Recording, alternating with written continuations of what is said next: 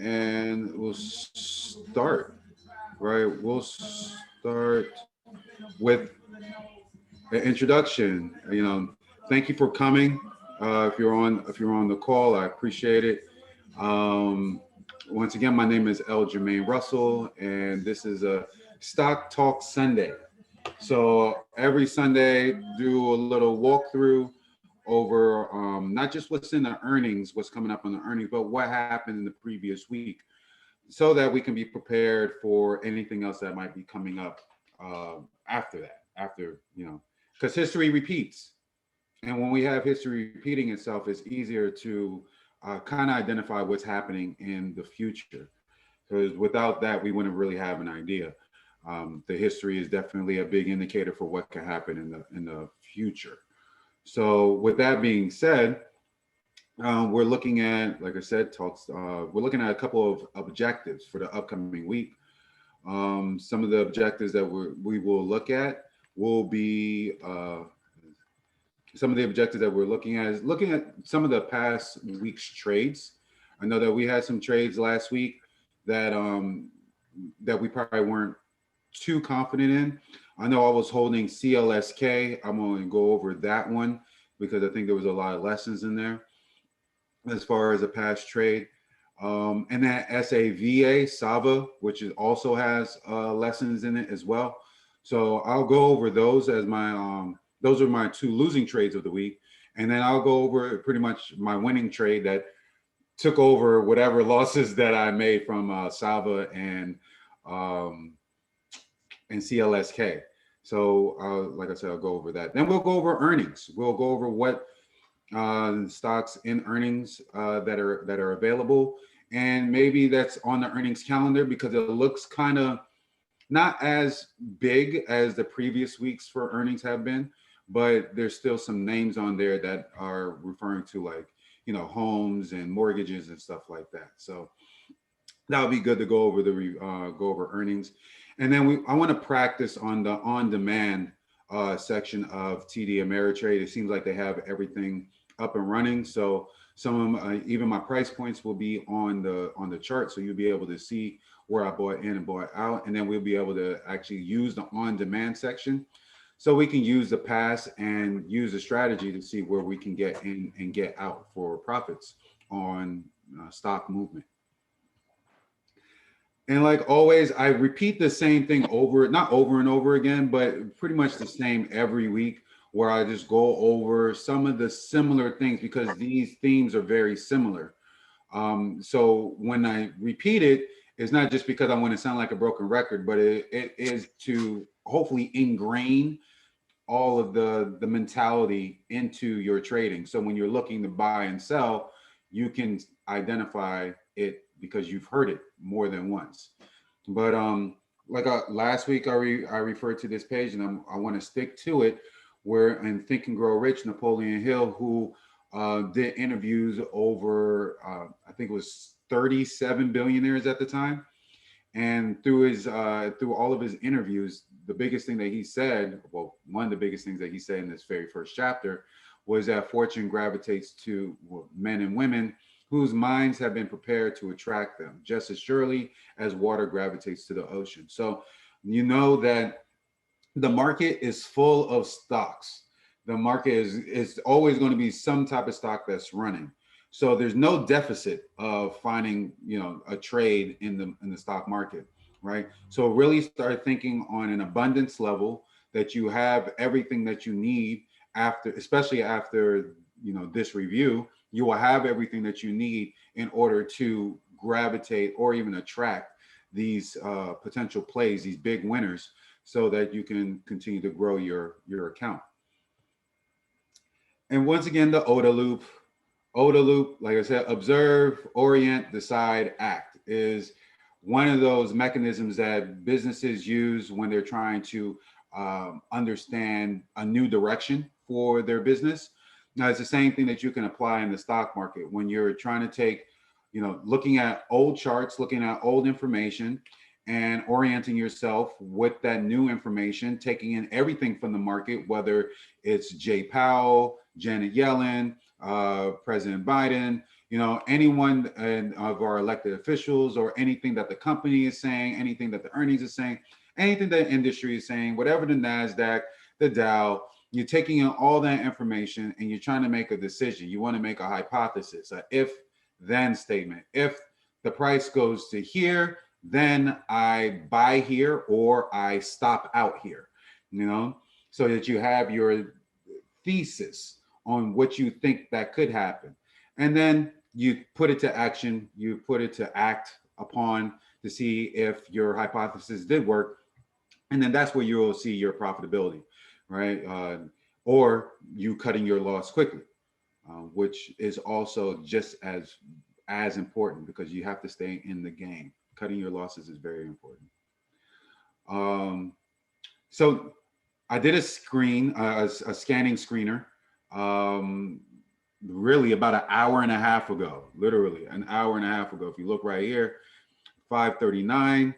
This is today, March 21st. I screened these stocks, got 158 different stocks. Now, I would not be trading all of them, or I wouldn't even be looking through all of them. There are key things that when you're going through your scanner that you can make a decision and throw out stocks. You can just get rid of certain stocks that won't serve you any purpose because they're either overbought or they're below the 200 SMA, overbought on the day chart or on the hour chart, right? Or they have piss poor news and the news is really leading you into some type of dismal direction. So, you know, there's several reasons on why or how you should get rid of those stocks. And maybe we can go through that today. I know we did this last week where we kind of got each strategy where we looked at the float size on the Thinkorswim platform. They use shares. So you have your float size. You want something that's at least less than 80 million. So you can find these runners. As far as a float, maybe 2 million might be the lowest. But you definitely want a volume size of at least 500,000 so that when the stock does run and you start to see an exponential volume that's trading, you know, probably 2 or 3 times its actual float size, you'll see that the stock would spike up and then come back down. So this is something that we can always take into consideration, the float size and the volume. The percentage change, you want at least 5%. The 5% stock percentage change, it gives you an idea that that stock is in play, that stock is available, that stock is looking to, you know, find some more upside. And even if you look in the scanner over here, if you've seen any of these stocks at around 5%, you know, that would give you an opportunity to start looking to see if you can make an entry, right? Because that 5% lets you know that it's in play for the day, if not for the week or for the month. And then the bid size or bid price, I should say, the bid price, I put 15 cents. 15 cents is that low end that really covers OTC stock, over the counter stocks. You know, if you're not familiar with OTC stocks, then you probably don't have to really worry about it. But anytime when there's a stock at least above $1 or $2, depending on how the chart looks, it could definitely go to an increase in price. And that's where I have my max price at $100 because I really want to catch it before it gets above $100. I really want to catch the price like around $10 and hopefully ride the wave up to $100 like lemonade. So that was the scanner, and this is the order of operations. I constructed this last week just so that we can have a kind of an idea of like a checklist of things to look at as we're trying to figure out if a stock is worthy of investing or not. And a lot of times, you know, once you start seeing that certain stocks don't meet each criteria, then you start to weed them out. And that goes back to this scanner where, yeah, out of this 158, there might be 20, maybe even 30 that are available to be readily to be tradable. But at the same time, if you are seeing that the stock is not meeting the checklist on this whole order, meaning that you know, it's probably still oversold on the RSI. You need to wait a day, or because it still has some selling, or the news just wasn't holding up in the type of market that we're dealing with, or the candlestick chart pattern. Then there's going to be something in here that will narrow your search so that you can eliminate the noise and really focus in on a stock. So we will put this to use, especially when we do a practice round, a couple of practice rounds with the on-demand trading section on Thinkorswim. And as always, the Wyckoff of events, right? This Wyckoff phase. If you haven't seen this in any of your trades before today, you will see it over and over and over and over again. I guarantee you this. You will see that a stock will make higher highs, well, higher lows, and then higher highs. And as it continues to make higher highs and higher lows, gradually crescendoing up, it will start to consolidate sideways before tanking, before making lower lows and lower highs. So, and that happens once the stock is going up, especially when it's above the 200 SMA price. Once it's above the 200 SMA price, it will continue to ramp up, go higher until it can't hit any higher, and then finds that resistance around here, and then starts going down lower. And you will see this same drawing on the chart once we get on the chart. And then it does the same thing on the upside, right? Coming from its lows, starts consolidating sideways, and then it goes back up to create those higher highs and higher lows. So you will see these phases over and over again. Even on different time frames, you will see it, but you definitely want to apply it on the longer time frame, which is your daily time frame that extends, you know, as long as the company has been around and in existence. You want to really apply this method, the Wyckoff phases. So I was really debating if we should like look at the different types of chart patterns, and I feel like that is pretty much key, right? Because it gives you a sense of direction, it gives you a sense of idea what a stock can do. So if you do not have like a classic idea of how chart patterns typically move, you should probably screenshot this if you can, or Google, you know, chart pattern cheat sheet, and you're going to get these type of patterns run all the time, no matter what time frame you're in.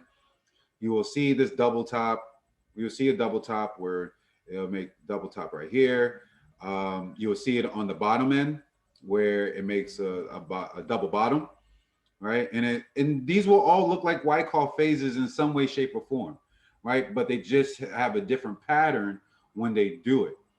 You know, you'll see the head and shoulders where you have the shoulders right here, corner, corner, and then the middle is the head, right? So typically this will be a reverse pattern because it tried 1, 2, 3 times, and then it will fall. And then it will do the same thing on the reverse where it was trying to hit resistance, and then it finally hit resistance and broke through. We saw this exactly with the Wyckoff. It looks exactly the same. You'll see a wedge, right, on the upside and on the downside. Usually the wedge on the downside provides a squeeze to the upside, and then the wedge on the upside usually provides a squeeze to go down, right? And so it's kind of almost the inverse. So like I would say, you know, out of all these patterns, you're going to find at least one that you recognize all the time, and it speaks to you, right? Because not all of these patterns, everyone is going to trade all of these patterns. There's no way. There's, you know, most traders have 1 or 2, maybe 3 patterns that they trade all the time, right? And I'm going to show you mine, which is a bullish engulfing pattern. Mine usually comes after some type of consolidation and is ready to break the previous resistance, right? So, you know, that's something to kind of keep your eye on. Like, what type of chart pattern do you like? What type of chart patterns do you typically see based on what you trade on average? And does that chart pattern work for you, right? because you know, having some type of notes on what type of chart patterns that you like would help, would be very beneficial for you when you're trading. And then of course earnings. Like I said, it doesn't look as thick this week coming up, but there's a lot of housing or things related to housing, like what is it? At home. At home deals with home goods, things of that nature. We also have Guild Mortgage. I think they're out of France, but they definitely do mortgages and stuff like that. We have Winnebago. I know I didn't highlight it, but it's kind of like housing, because Winnebagos, you know, people have been buying a little bit more of Winnebagos and been traveling from one side of the country to another side because of the mobile home experience that a Winnebago carries. Restoration Homes, that's one of those, you know, home building stocks, kind of like a Lowe's or a Home Depot, but it's exponentially high. I think it's near $400. KB Homes, very similar. So right now we're seeing that there's home stocks that are being that will release their earnings this upcoming week. So things that are related to anything in the housing sector. So anticipate housing, maybe banks moving higher this upcoming week. That's what, you know, when you're looking at your anticipated earnings release, you're looking to see if there's a common thread between each day, like what stocks are actually releasing their earnings. And the common thing is all related to homes. You have Darden, which is a restaurant company, restaurant stock. That's this hopefully for, you know, reopenings that is supposed to happen tomorrow, especially in New York. And Blink fitness gym reopening type of a play. So, you know, we might be looking at some reopening stuff like I would think maybe probably like PLAY, that's Dave and Buster's. You will have other ones that are dealing with like Cruise Carnival Lines, Norwegian, maybe even MGM. So start thinking of, like, as stuff is starting to reopen, if you were to invest in a reopening company, stock, business, you know, which one would that be? Because, you know, there's going to be a lot of reopenings happening. And I know GAN is up here because it's dealing with gaming. There's a lot of gaming stocks that ran this past week. So that's something else that you should probably keep in mind as we do review in some of those gaming stocks. And then of course, GameStop, they're coming out with earnings. I would not, once again, I would never buy any stock before earnings. I should always say that. But at the same time, you know that GameStop has not come out with any liquidation of shares, meaning that they haven't put in a public offering at all. You know, being that there's no way GameStop is valued at $200, $300 a share. That's impossible. And so the price should come down. I wouldn't be surprised if after earnings is released on Tuesday that, you know, the chief financial officer puts out a public offering for some money so the company can get some money. So that's pretty much it when it comes to the earnings. I know I said a whole lot already. It's about 20 minutes in, and I really want to make sure that we get into a lot of these trades, especially when it comes to doing the on-demand section. So let's review one of the stocks so that we can get into these top 5 companies that I believe that will definitely run this upcoming week.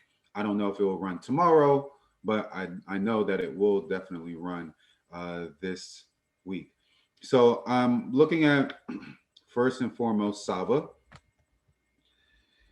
And SAVA was a stock that I was holding for quite a couple of days because I knew that it was going to have some type of upside. And I bought its options. And there's a couple of things with options that you probably should take note of. The very first thing is recognizing its volatility. If you have a stock that has a volatility, and let me go back to the main chart so you can see where this volatility is. So on the main chart and as you can see, I have KOPN ready to review because that's one of the top 5 that I believe can run. But I just want to go over past mistakes because past mistakes is always good to go over. So SAVA, this is what the chart looks like, right? If we're going to do OTA right now, what we'll do is we'll start orienting ourselves with what we see. This is SAVA at its daily chart. Every day so far that has been available, we can go back as far as, what is this, before 2003 and see that the stock has been doing some type of movement. So like I said before, I like, breakout charts. I like charts that are retesting previous high, especially if they're in a golfing candlestick pattern. This is a bullish engulfing candlestick pattern where you have a green candlestick engulfing the red candlestick, which is green, and green that's engulfing the red candlestick. So this is all engulfing. So this move was kind of anticipated because of that engulfing pattern. So just keep that in mind. That's my top favorite pattern, right? So when this stock did its move, it had to pull back, and it had to eventually pull back to the 5 EMA, which is this green line. Anytime a stock trades above the 5 EMA, it typically goes higher, unless it's extremely overbought, which is suggested on this RSI, which is the relative strength index. And if it's overbought on the RSI, that means it has to pull back, and typically it will pull back to the 20 simple moving average price. Now, these moving averages are just guides. There are guides to where the current price might be trading at and what the average price is over that succession of days. So after 5 days, we get a certain price. Right now, this 5 EMA price is at 56.46. That's the price on the right hand column, highlighted in green, 56.46. The teal line, which is the 20 simple moving average, that price is 51.70. Right. So like I said, when a stock is trading above the 5 EMA, it typically can go higher. Right. So when I bought this stock, I bought it, like I said, with the options. And the options show that there's really two main things that you should focus on before buying the option, is where it is on its volatility. If the implied volatility is much higher than the historical volatility, then you should not buy it. You should wait until the implied, which is this teal line, becomes much more less than this purple line, the historical volatility. Right? So once you have those two lines in some type of range or idea that fits you, that fits like as a options trader, then you can start thinking, okay, well, maybe I can start buying these options. The second thing that you should start looking at when you're looking at options, and I will share the options chart, because Robinhood does not show you an options chart. Robinhood just shows you the option prices. So it's kind of hard to really gain an understanding of where the options contract is if you can't see it on the actual chart. So on this chart, we see that one, that the options price was at $55, which is just as enticing, right? But when I bought on the 11th, which was 10 days ago, when I bought it on the 11th, it was relatively, as we go back on the 11th, it was above, it was above the 5 EMA. That's what's happening here. You have this green candlestick engulfing the red candlestick that engulfs the green, right? So like I said before, I'm anticipating it now to go higher. But though, because I saw this candlestick pattern, I probably jumped the gun, because what also did not happen on that on the chart is that the MACD was not finished selling off. You see the histograms are still red, right? And that was on the day that I bought, on this March 11th. It was still red, and it still looked like these lines were not about to cross yet. And then if we look at the TTM squeeze, the histogram was still yellow, right? So it didn't come to the zero line as we typically want to see it. We want to see the histograms come to the zero line first before we buy. So I jumped the gun. I jumped the gun here, not recognizing on the long-term chart that the MACD still needed to sell off a little bit more. The RSI wasn't overbought, so this was relatively good, but the TTM squeeze still said that there was some selling, because the zero line is not only red, so that shows some bearish sentiment, but because the histograms were getting smaller, it still needed to sell off. So I just needed to wait a couple more days. I ended up selling on the 15th, I believe. I believe it was the 15th. Let me just double check as I share. Yes, I sold on the 15th on this day. And as we zoom in, I'll show you why. Just so, like I said, you'll have this pattern that you want all the time, but sometimes the pattern doesn't work. And because of certain examples I just gave you, the MACD was not finished selling off. As we can see here, I bought at this 10 a.m. hour, and it was a red candlestick. Even though it still was trying to show some upside, it didn't. It found resistance at this $4 area and then pulled back. As it continued to trade sideways on the next day, it went deeper the very next day. So not only did it spike when the morning open happened, but it couldn't hold. And because it couldn't hold, that just continued to show that it needed to have some more selling, as we showed on the daily chart. So yeah, I ended up selling this for a loss, which was fine. I could take a $1.20 loss on this. But at the same time, because it could not hold and it needed to finish selling off, that's what happened. It continued to come down. And even though it came down and was finding some type of support, it did what I thought it was going to do, which was spike. And it did that literally 2 days later. I sold on Monday, Tuesday, still down. Wednesday, during the whole Fed announcement and stuff like that, it ran, right? Because it was trading above the 5 EMA on the daily chart of the stock. But at the same time, it still needed to do some selling off. So as you can see, it's still trading above the 5 EMA, even though it had that pullback when I sold.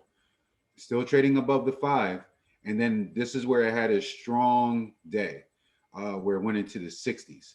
So I was buying around $53, $54 a share. It went up to $62, $63 a share on the day. So that was my mistake that I made. So I wanted to make sure that I showed you so you can see that, look, once it's trading above the 5 EMA, it still is in play, but you need to make sure you double check all your indicators, because once you go through that order of operations, then there's no reason why you should be caught with any downside momentum. Because once it's trading above the 5 EMA, the momentum of the MACD starts to find some type of consolidation and finish selling off. Then we'll see the RSI come to be overbought, and that the TTM squeeze, the zero line, would start turning green. The histograms would start turning bigger and bigger on the histograms, and then we'll start seeing the implied volatility going higher than the historical volatility. So don't be surprised if you see SAVA go to $80 in the next week or two, right? Because it's there, it's ready to break. So I just wanted to make sure that I highlight this so you can get an opportunity or a chance to see how, you might have a game plan, but it could backfire against you. All right. So that was SAVA. And I had my stop loss in. Oh, that was the other thing when it comes to options. I mentioned two things, but only really mentioned one with the implied volatility.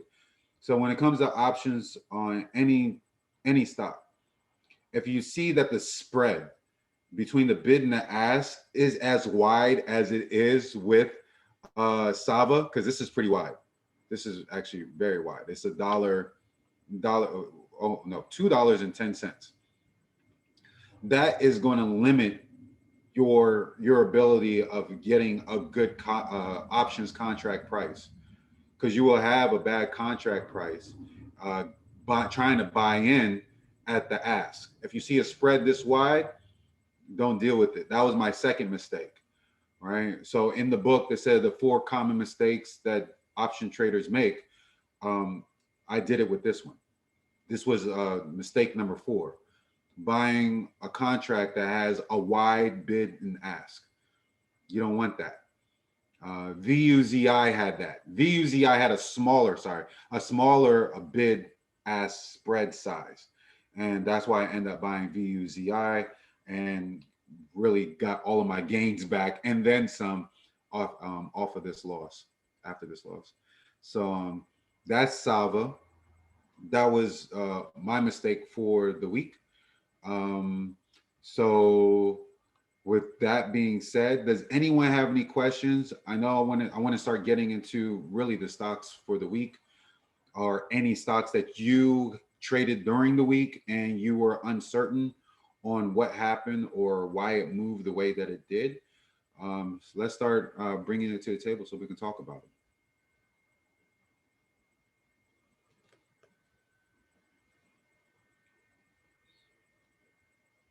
Any questions? Any questions?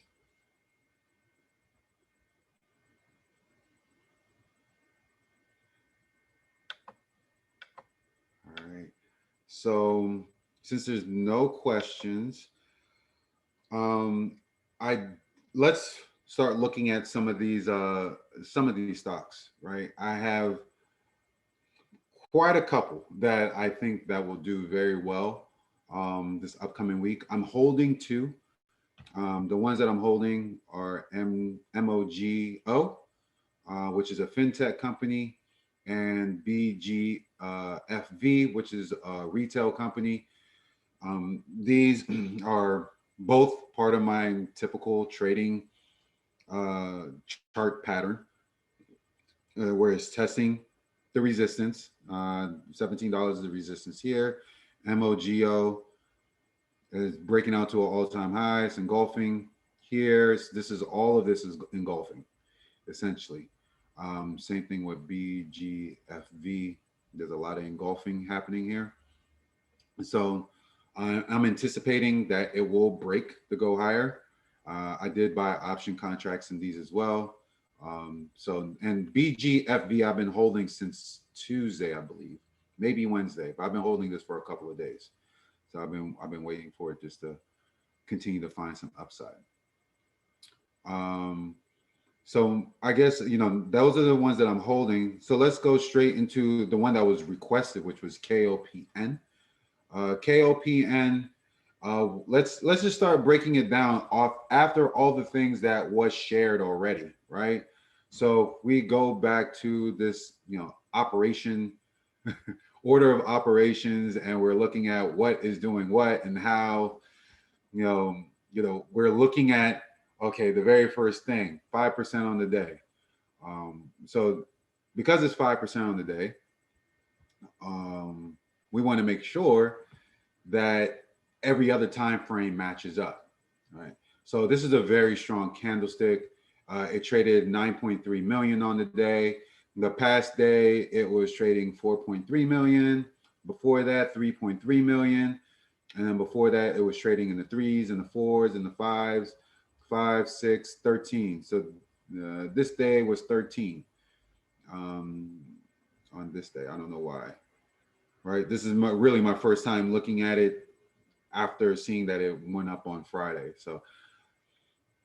So the biggest thing that we want to identify first and foremost is support and resistance lines. And I know this was talked about last week. It was like, okay, what's up with this support and resistance? And, how do I find this? How do I get in tune with this support and resistance? So what you're looking for in support and resistance are commonalities of price between the buyers and the sellers. And that commonality in the price shows where there might be a break in price, like there was a break in price here at 1070 and it spiked up, or a breakdown in price where that same breakdown in price at 1070-ish broke down in price over here and went down, right? So it broke down on February 22nd, but broke up on February 12th. So it broke up, broke down, right? Those are commonalities in price points. So that's what you will see when it comes to bid, when it comes to support and resistance, right? So we see that there's at least a support line, resistance line right here around this 1070-ish price. So what I tend to do is draw a trend line so that we have a visual of what that price might be. And I try to make it the line as long as I can. 10 years I think is reasonable, whatever, 9 years. And then from that, I'll just duplicate that line. So I'll click duplicate. And I'll look for a bottom price, right? A bottom price where I can distinctively see that, okay, there was some type of breakdown or some type of price being held. So we see that the price came down right around here first, right? It broke down, but actually came back up and held on this day, right after a couple of days after earnings. And then the very next day after this, fake out breakdown, it held the price here at this 740-ish price. It held it the very next day, right? So that's 1, 2, 3. And if we go back to over here, this is 4. So this is 4 different times that this price around 450, 460, let's say more about 457, 450. Right, it's not an exact science, so I can't tell you. I'm not going to tell you the exact 750 on the dot. Just relatively about that price, 750. All right, so about 4 times 750 was tested. So okay, we can confirm that that is a supported price.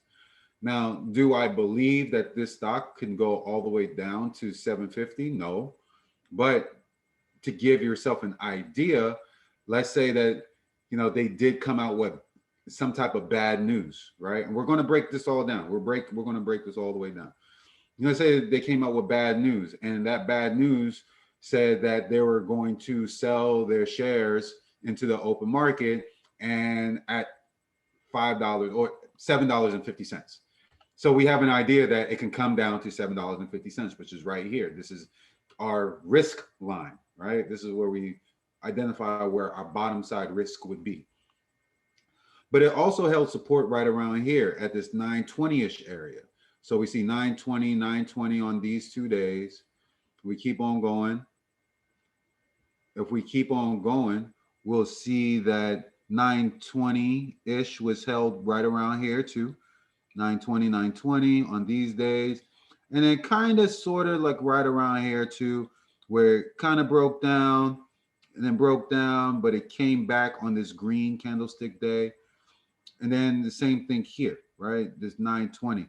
So this is like really in between the lines, right? So we're trying to figure out what that price point as support could be.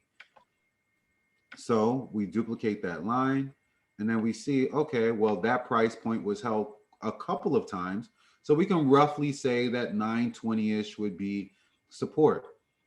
Right now, the price is at 1114, right? So 1114 to 920, that's about $2 on the downside. Okay, $2 on the downside. It is trading above the 5 EMA. Like it closed above the 5 EMA. So that is a good thing. Anytime a stock trades above the 5 EMA, it tends to go higher. You can use the past as an example. This green line is the 5 EMA. It traded above the 5 EMA the whole time.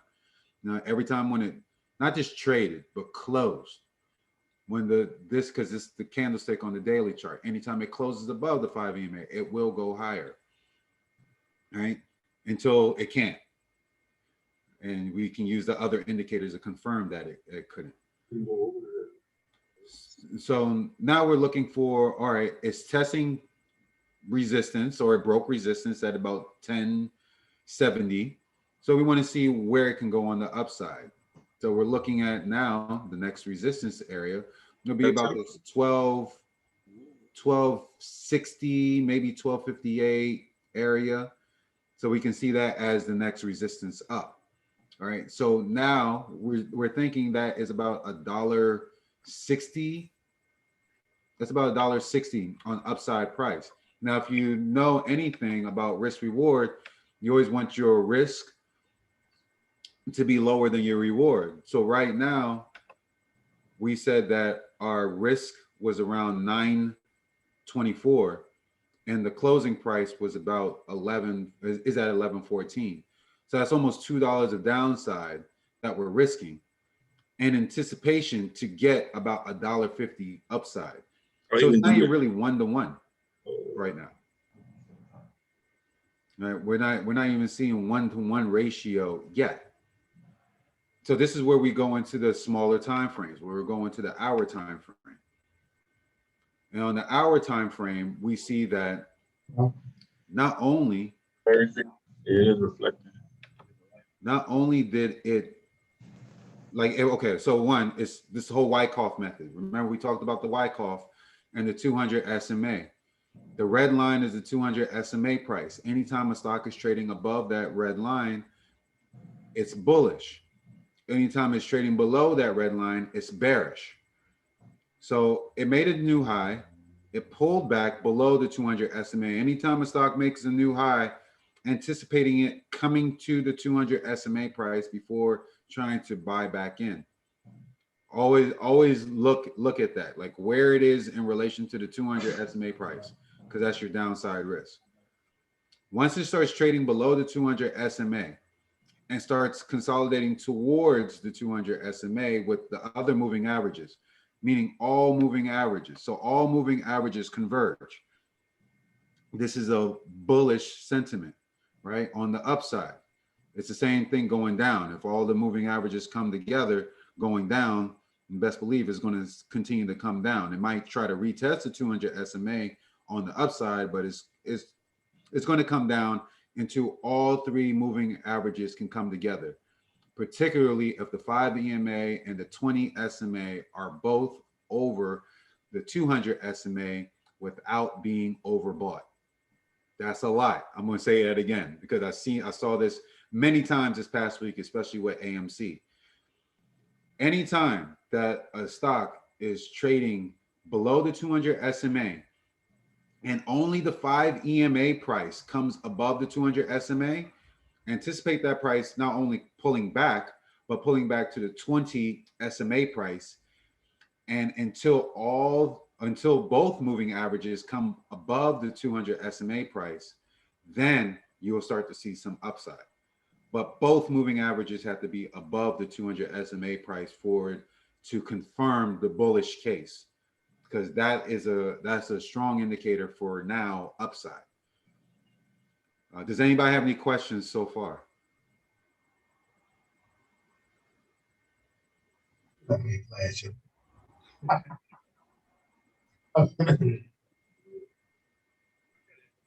Jermaine, you about to say something? Hello? Yeah? Oh, no, I was just following along. No, I'm good. Appreciate it. My bad.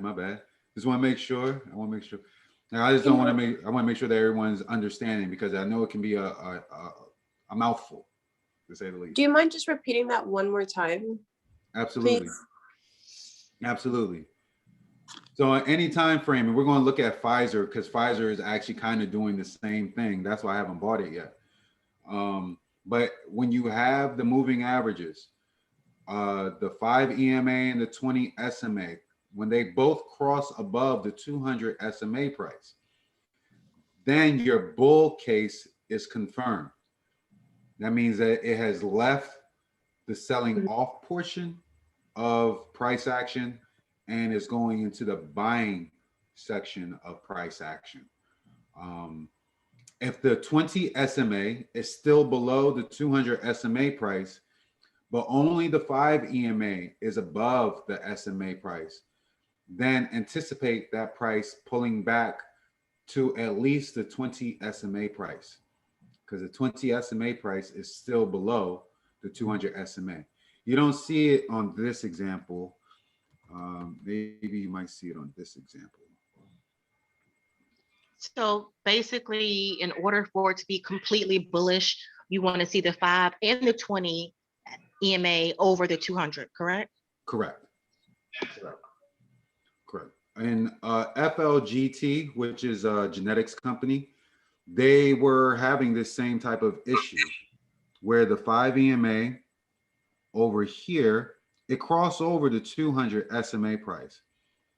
But because the 20 SMA price was not over the 200 SMA price, right? This teal line, this is back on March 9th. So back on March 9th, 5 EMA goes over the 200 SMA price, but the 20 SMA does not come over the 200 SMA price. So because that happened, not only did it find resistance here at this $114 price, but it pulled back, and it pulled back to not only the 20 SMA price, but below the 20 SMA price in anticipation of retesting support. So it did that for a couple of days until it finally now, both of them are above the 200 SMA price. So now that they're both above the 200 SMA price, FLGT should be one stock that will start flying this upcoming week. So back to KOPN. With KOPN, they're both over the 200 SMA price on the hour chart. Also on the MAC, this is another reason why I use the hour chart, because you can see the closed market hours during the time, like during those times where where the stock is actually being traded. The stock is being traded during the closed market hours, but you can see the actual histograms. You can see the candlesticks, I mean, right? So this is why the hour chart is really good, because not only do you get to see all the prices, but now you can start really getting an assessment on where do you want to buy in if you were to buy in. Right now it's not overbought, but it's about to be, all right? We don't want to buy it when it's up here. When the RSI is up here, we don't want to buy it. It's tempting. I get it. The chart pattern looks great. I get it. But once it's here and it's overbought, well, it's not overbought now, but let's say in the pre-market, 4 a.m., always anticipate Webull buyers and sellers to jack this price up at around 4 or 5 a.m. in the morning. Then it will be overbought. So you want that opportunity for the price to come down. If it comes to 12:35 during the closed market hours, keep it on watch. Say that again.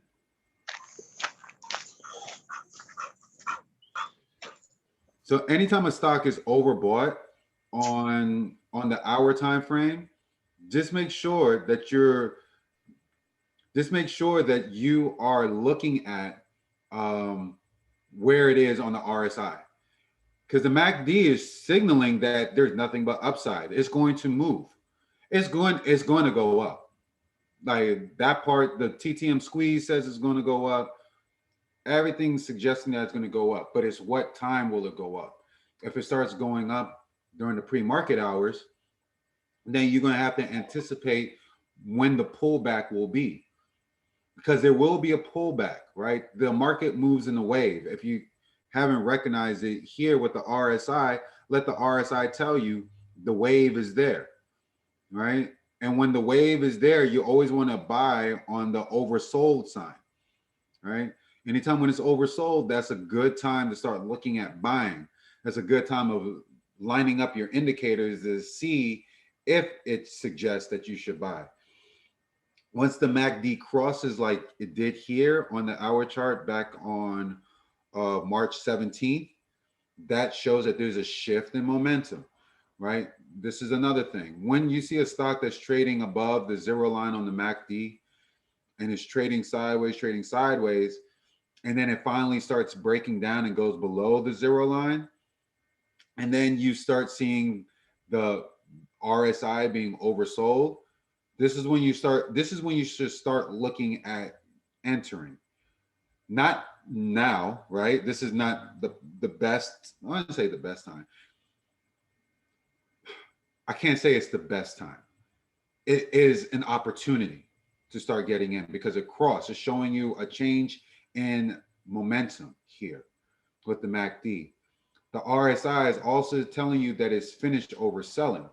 So once it's finished overselling, that means there's some opportunity for you to buy. And it probably is the best time because it is trading above still the 200 SMA price, right? So because it's still trading above the 200 SMA price, both moving averages are still above the 200 SMA price. It was oversold. It's no longer at this time. MACD cross is trading sideways along the 0 line on the MACD. And you see this cross here. This is a bullish cross. That this is going to give some upside in the pre-market. I don't see this coming down during pre-market hours unless they come out with some really, really bad news. So once again, you want to start thinking that it can come to at least 1260 during the pre-market. And if it gets to 1260, you want to see where that price is in relation to the moving averages, whether if it's still above the 5 EMA and it's overbought. Once it's finished being overbought on the hour chart, start to look to see if it's coming down to the 20 SMA price, because it has to. Once it's overbought, it has to pull back. It's just to what degree will it pull back, and if it holds anything above after that pullback, if it holds anything above 12. Then that's when you have to start thinking about, well, is it overbought on the daily chart? And if it's overbought on the daily chart, then you might have missed your opportunity for more upside. So when it comes to the 200 moving average, pretty much you should always look where it is on the RSI, because like you said, sometimes if only the 5 EMA crosses over and the other EMA doesn't, they generally pull back. Well, it pulls back because it was probably at the top of the RSI when it was at the 200. But if it's at the 200 and it's at the bottom of the RSI, then it should have a good spike. Yes, if it pulls back and it's at the closest price that it can be at the 200 SMA without falling below the 200 SMA, then yes, it has more of an opportunity to go up higher because it's not overbought. At that point, it's probably oversold. So if it's oversold, that means that now people are looking to buy in because the market for that stock has unlimited amount of shares that people can buy.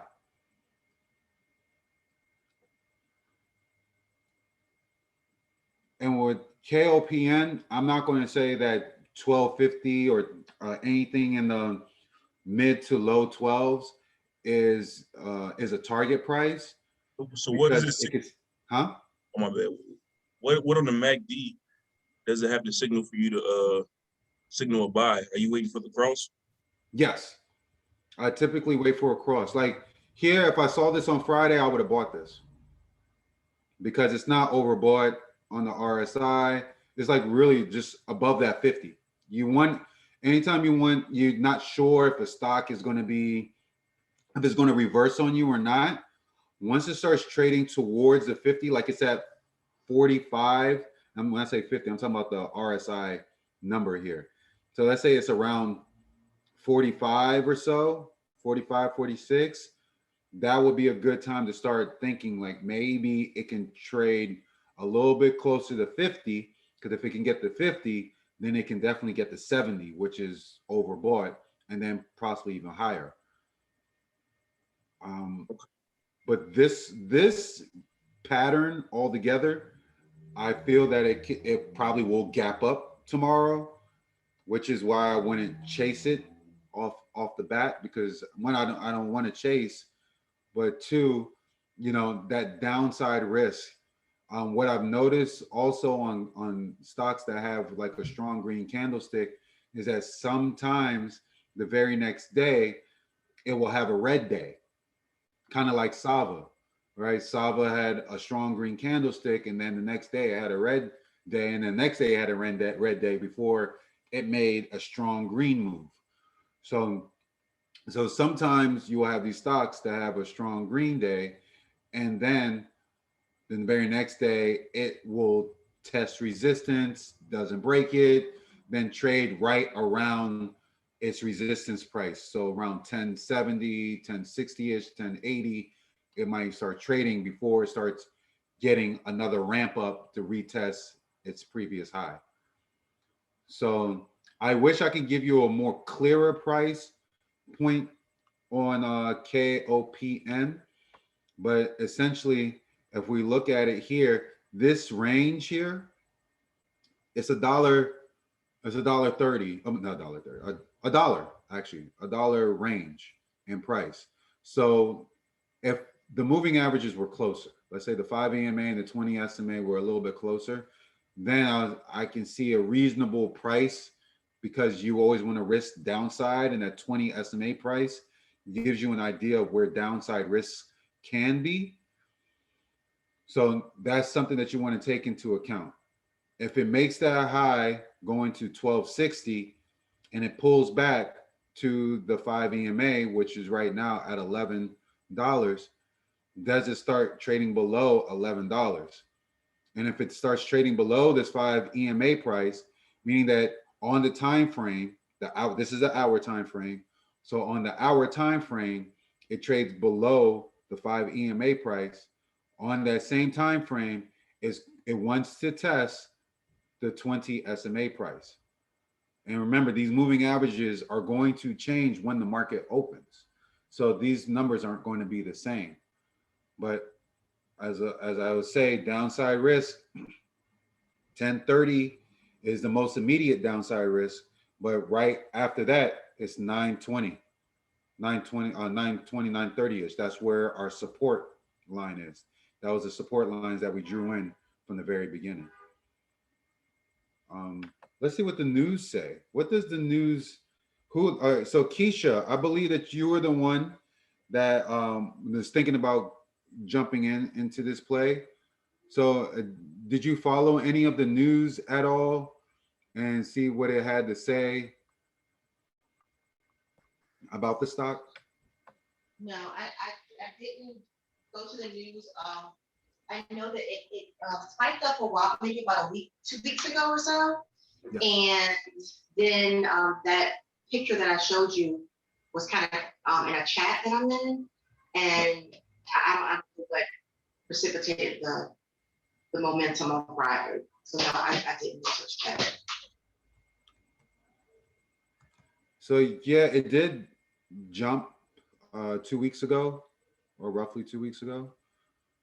And that's always a good indicator when a stock, anytime a stock moves, has a previous spiker, that's always a good indicator on, something to watch, especially when the moving averages come closer together. So like I said, this is a good one to watch. I would just risk the 930 downside. So if you were able to get in at like $10 a share, which I don't know if it will go down that far. But if it goes down to if it comes anywhere near 1030, 1050, I think that's a good purchase because it will still be above the 5 EMA.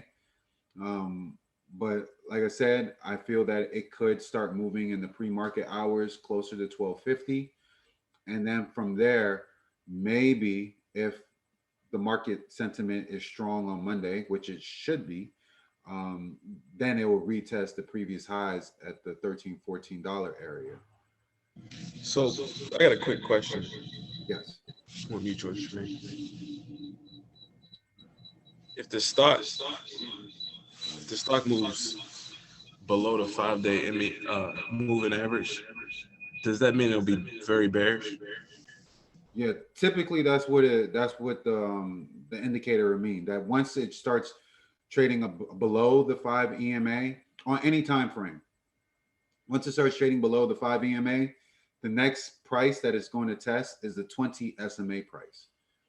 And then if it can't hold that 20 SMA price, it's going to test the 200 SMA price on any time frame. The only thing that can save you from that time frame is drawing in your support and resistance lines, because then you have the idea of knowing where your ultimate support is, and if you want to risk that support price in reference to the moving averages. So we know that the support price is roughly 920, 930-ish. We see that, hey, this is almost $2 above that. I would want it ideally to pull back at least $1 so I can save my downside risk in anticipation for some upside. So that's what the moving averages are there for. They're not going to determine, they're not leading indicators, they're lagging indicators. The only thing that leads the indication is volume and price action. The volume and price action, what leads those moving averages. The moving averages are just there as a guide to help determine downside and upside risk. What makes you use EMA versus SMA? So EMA was when I was at a trading conference back in 2018, and there was quite a couple of traders that was using the EMA, but they were using the 20 EMA, and I didn't quite understand why 20 days. Like, I felt like, you know, as a day trader, 20 days might have been a little bit too far out, and probably needed something a little bit closer. You know, if you're just thinking mathematically, you know, you want shorter gains, or you want shorter time frames for bigger gains. You know, why not in a 5-day trading period? You know, because most people don't want to trade as often. You don't want to trade 5 times in a day. You want at least to only have to trade like 2 or 3 times in a week. So I figured, like, well, there has to be something that makes more sense that goes along with a course of a week. And when I found, why do I keep on forgetting her name? I mentioned her a couple of weeks ago. Crystal. Crystal. Oh my God. She's amazing, amazing, amazing. I saw what she was talking about, and I ended up purchasing her trading strategy, and her trading strategy had the 5 EMA. I knew everyone was using the 200 SMA, but the 5 EMA made sense just because it was like 5 days.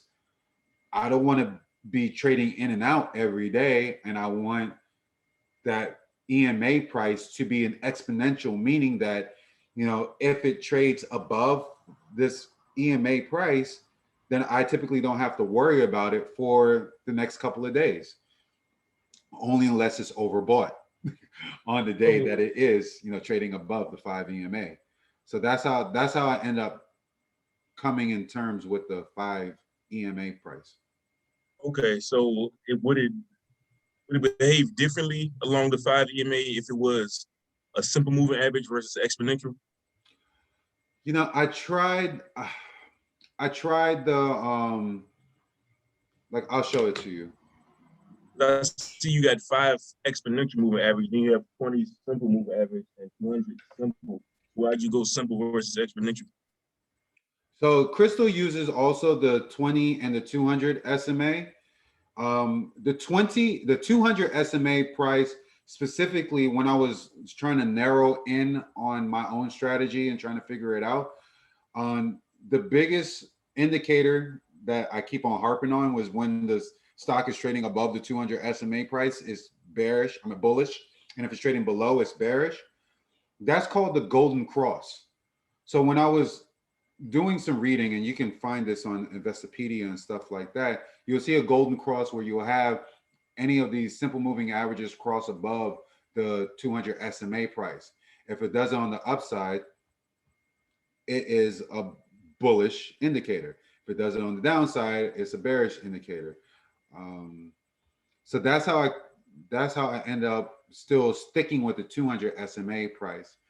The 20 SMA price was also something from Crystal, but the 5 EMA price that I also got from Crystal was something that I was learning more about when I found out from the trading conference that I went to back in 2018. So it wasn't like I just arbitrarily picked it. It was something that was already used as far as a community from successful traders.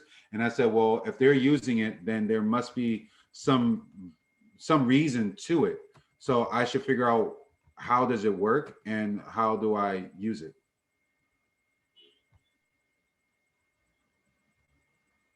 I use the 50 and 200 as well, but I use it as an exponential moving average versus simple. And I was just wondering, like, if it was any more of a benefit to either.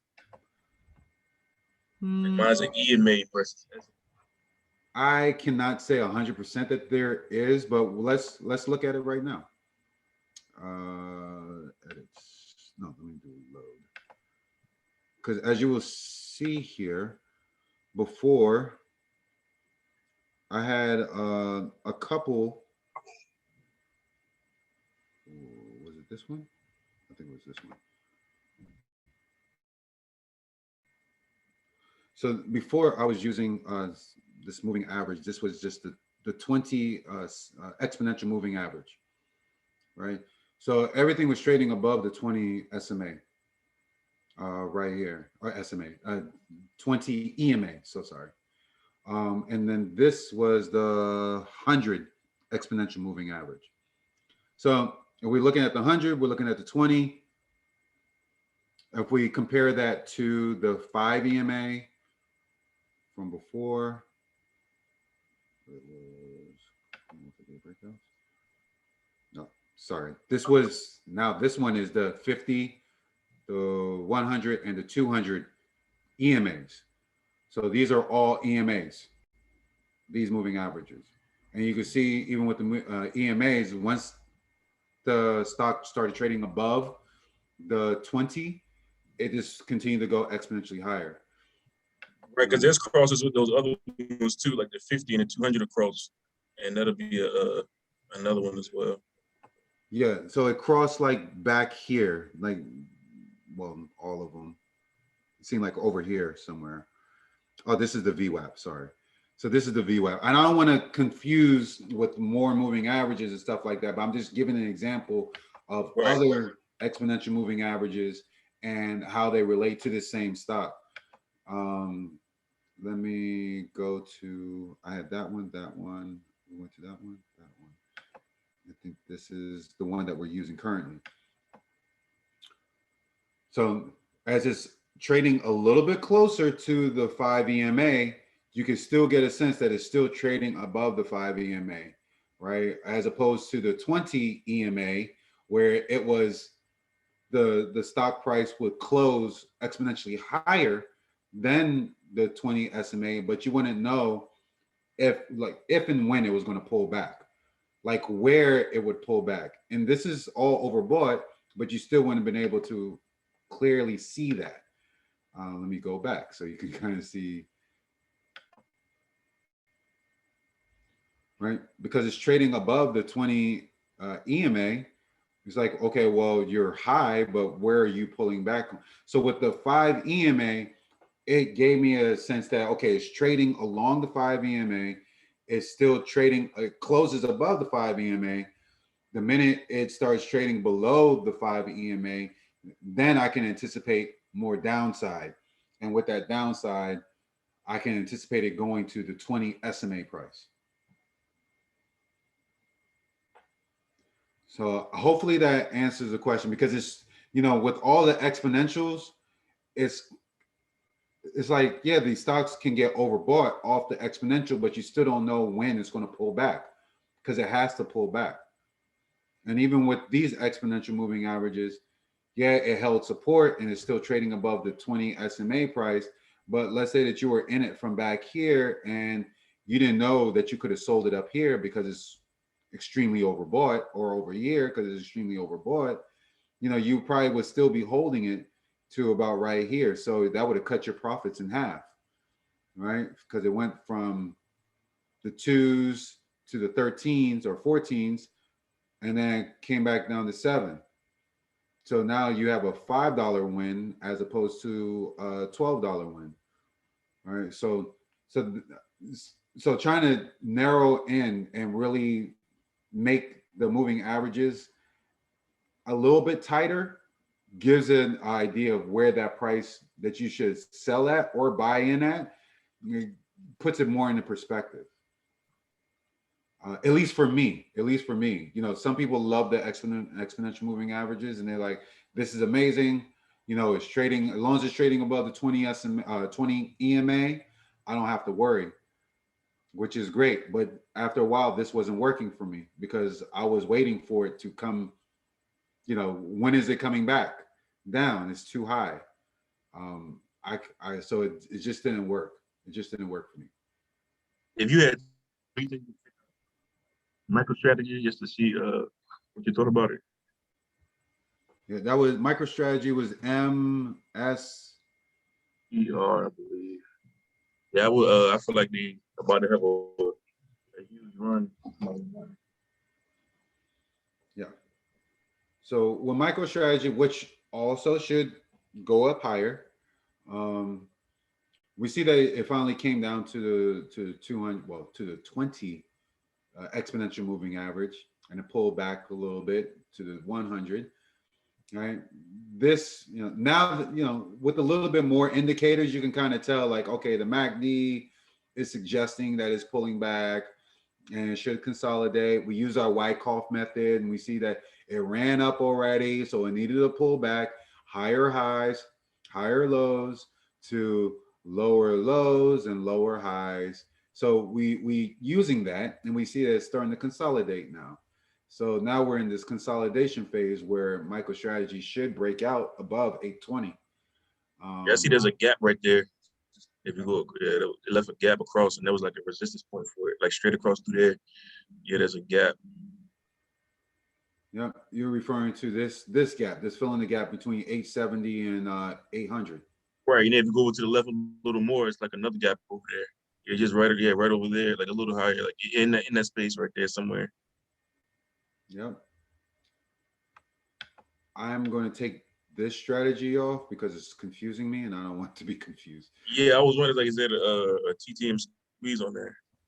No, there wasn't a TTM squeeze on that one. That was, you know, that was an old strategy that I had that I would continually compare to what I'm trading now and seeing like, you know, the similarities and differences if there are any. Right, and based on the squeeze, that's why I was thinking that was gonna shoot to the upside. Now I feel like it's squeezing, it's turning red.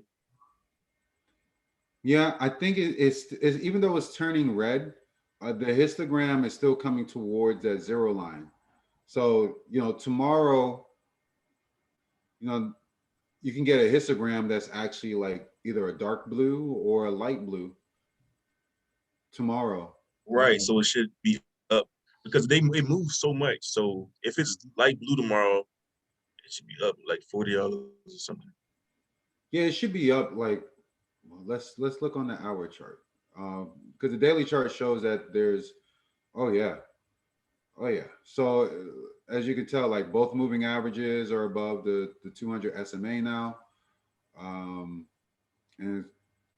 the MACD is above the zero line. It's trading with the zero line. The RSI is now overbought. It's slightly bullish because it's over 50. It's at 55. And the TTM squeeze is all green. All green. So, you know, hourly, this looks like it's going to, you know, come back like come to $800. That's the previous resistance. Back here, back here, back here. Yeah, if it breaks resistance, it can go crazy. I feel like it's gonna take off. Yep. It's nothing but clear skies. Really in front. And here goes that whole Wyckoff method, right? It ran up, fell down, consolidates. All the moving averages converge. They come here, it went overbought, it pulled back to the 200 SMA price, held that price because it's oversold on the RSI, and now it wants to come back up. So this one I can definitely see going higher. There's nothing, other than, short sellers or what market sentiment might be tomorrow. I don't see a reason why it would not go higher. I don't see. So this would definitely be one to look at. And I'm trying to remember micro strategies, like what do they focus on? They help businesses grow. I just knew as far as the investments in Bitcoin that there was a big reason they moved. But I know they help businesses grow and do other things like that.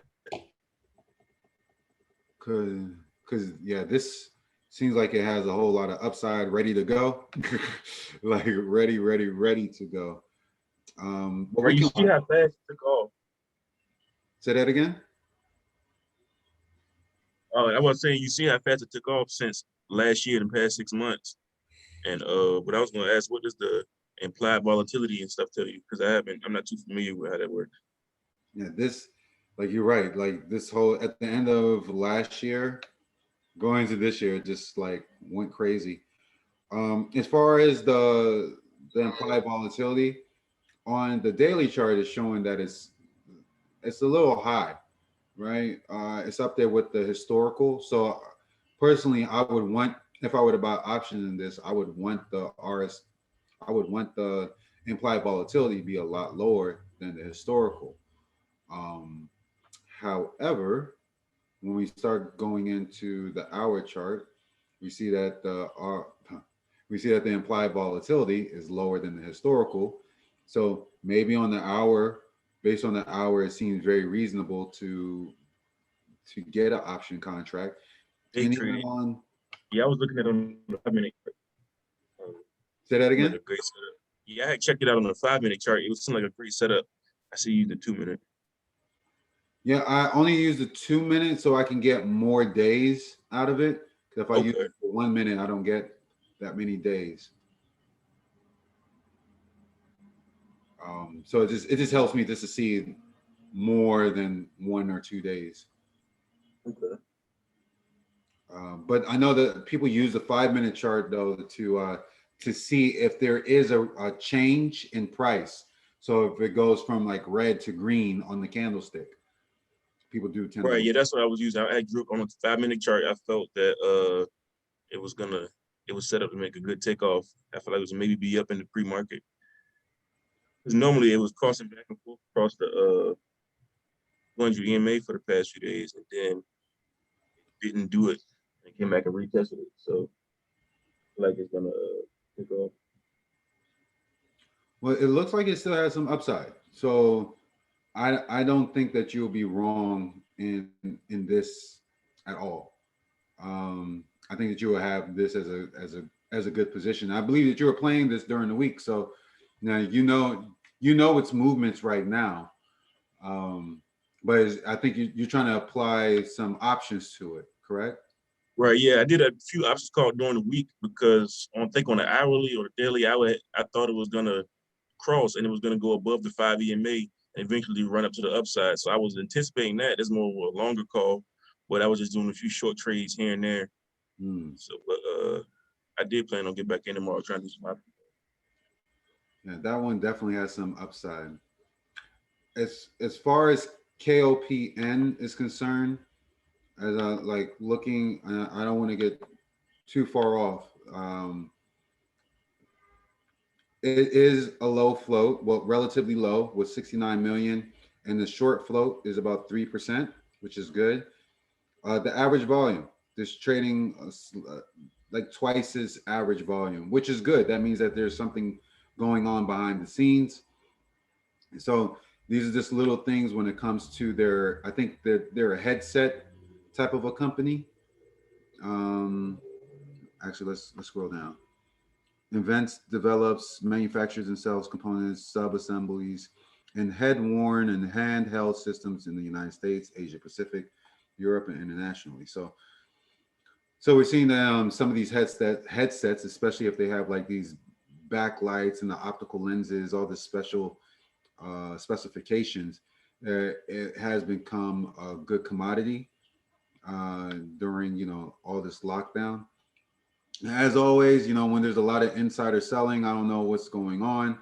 You know, people were selling at 1040, 1030, 957. You know, this was, you know, just this month. So I don't particularly know what's happening. And this happened all on the 19th, which was Friday. So I don't know. Huh. Let's figure that out.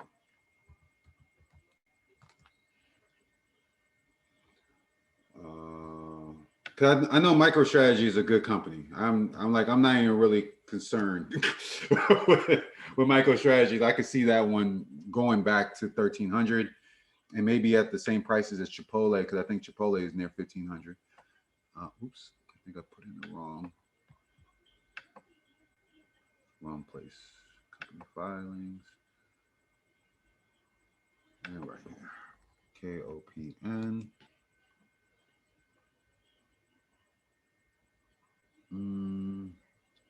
Okay, Edgar, you changed up your his platform.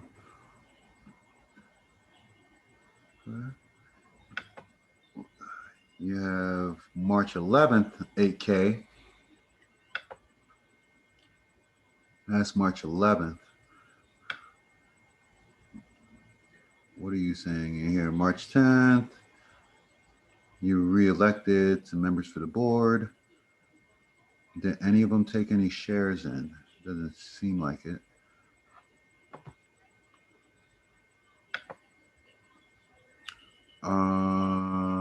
Let's look at what they said, since it's not showing on Edgar, on the SEC website.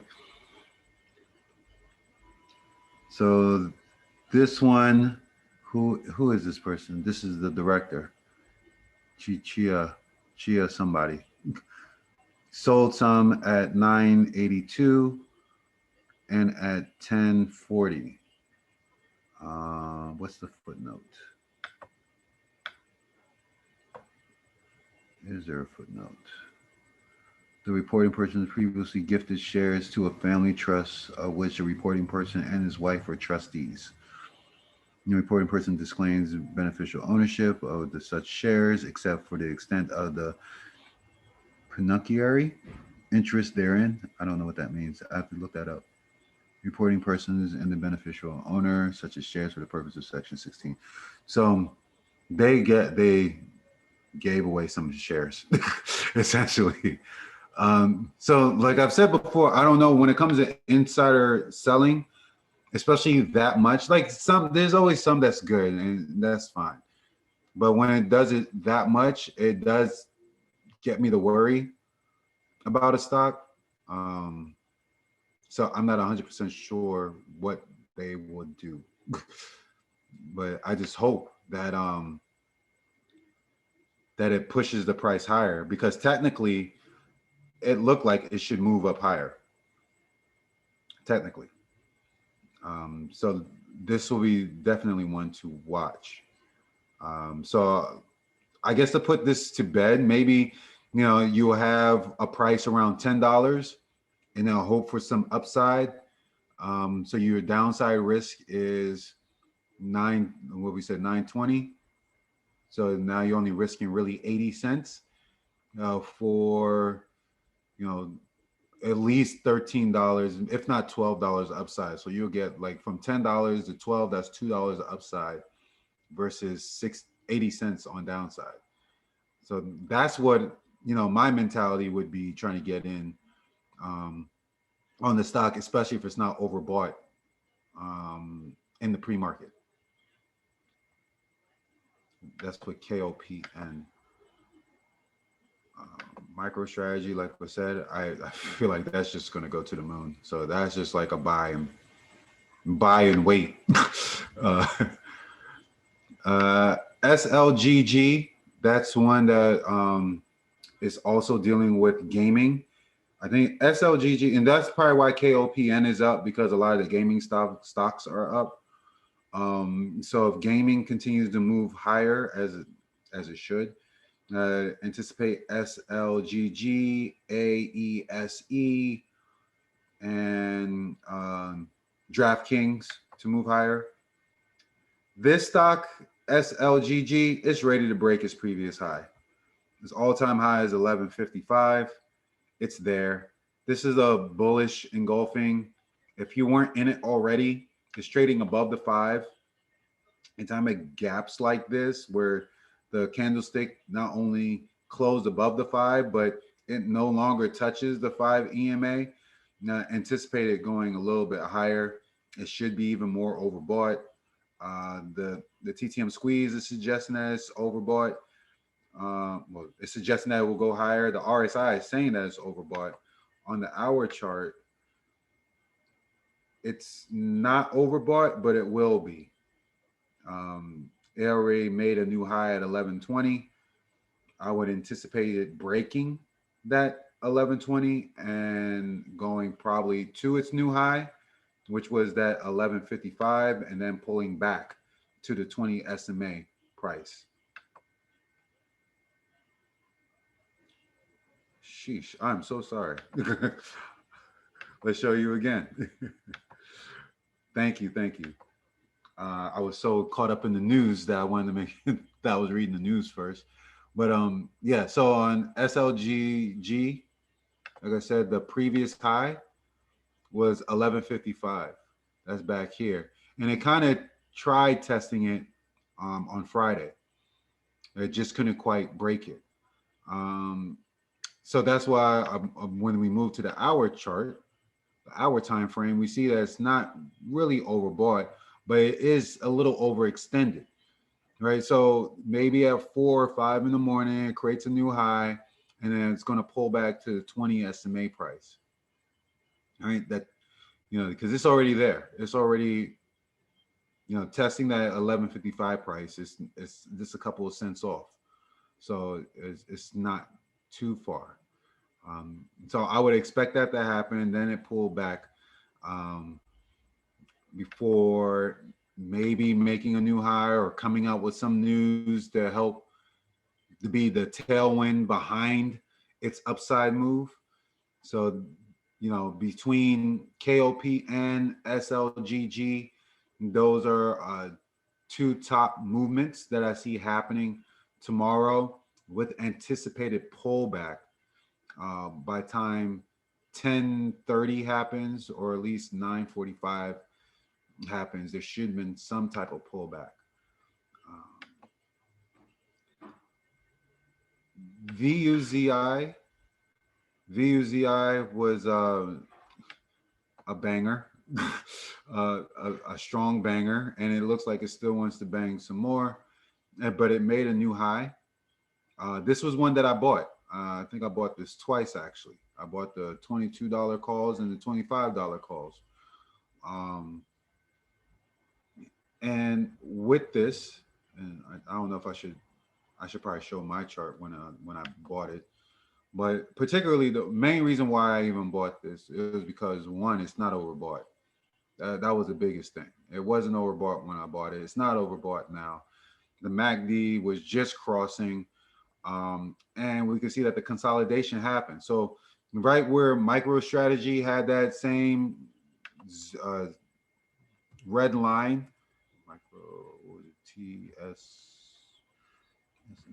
MSTR. So when on the 0 line for the TTM Squeeze, we see that it has a red dot there. This is the same thing. It's getting smaller on the TTM Squeeze. It's okay, right? But that was the same thing that happened with VUZI, right? There was made a red dot after having a series of green dots, but after that red dot, the histogram just got smaller.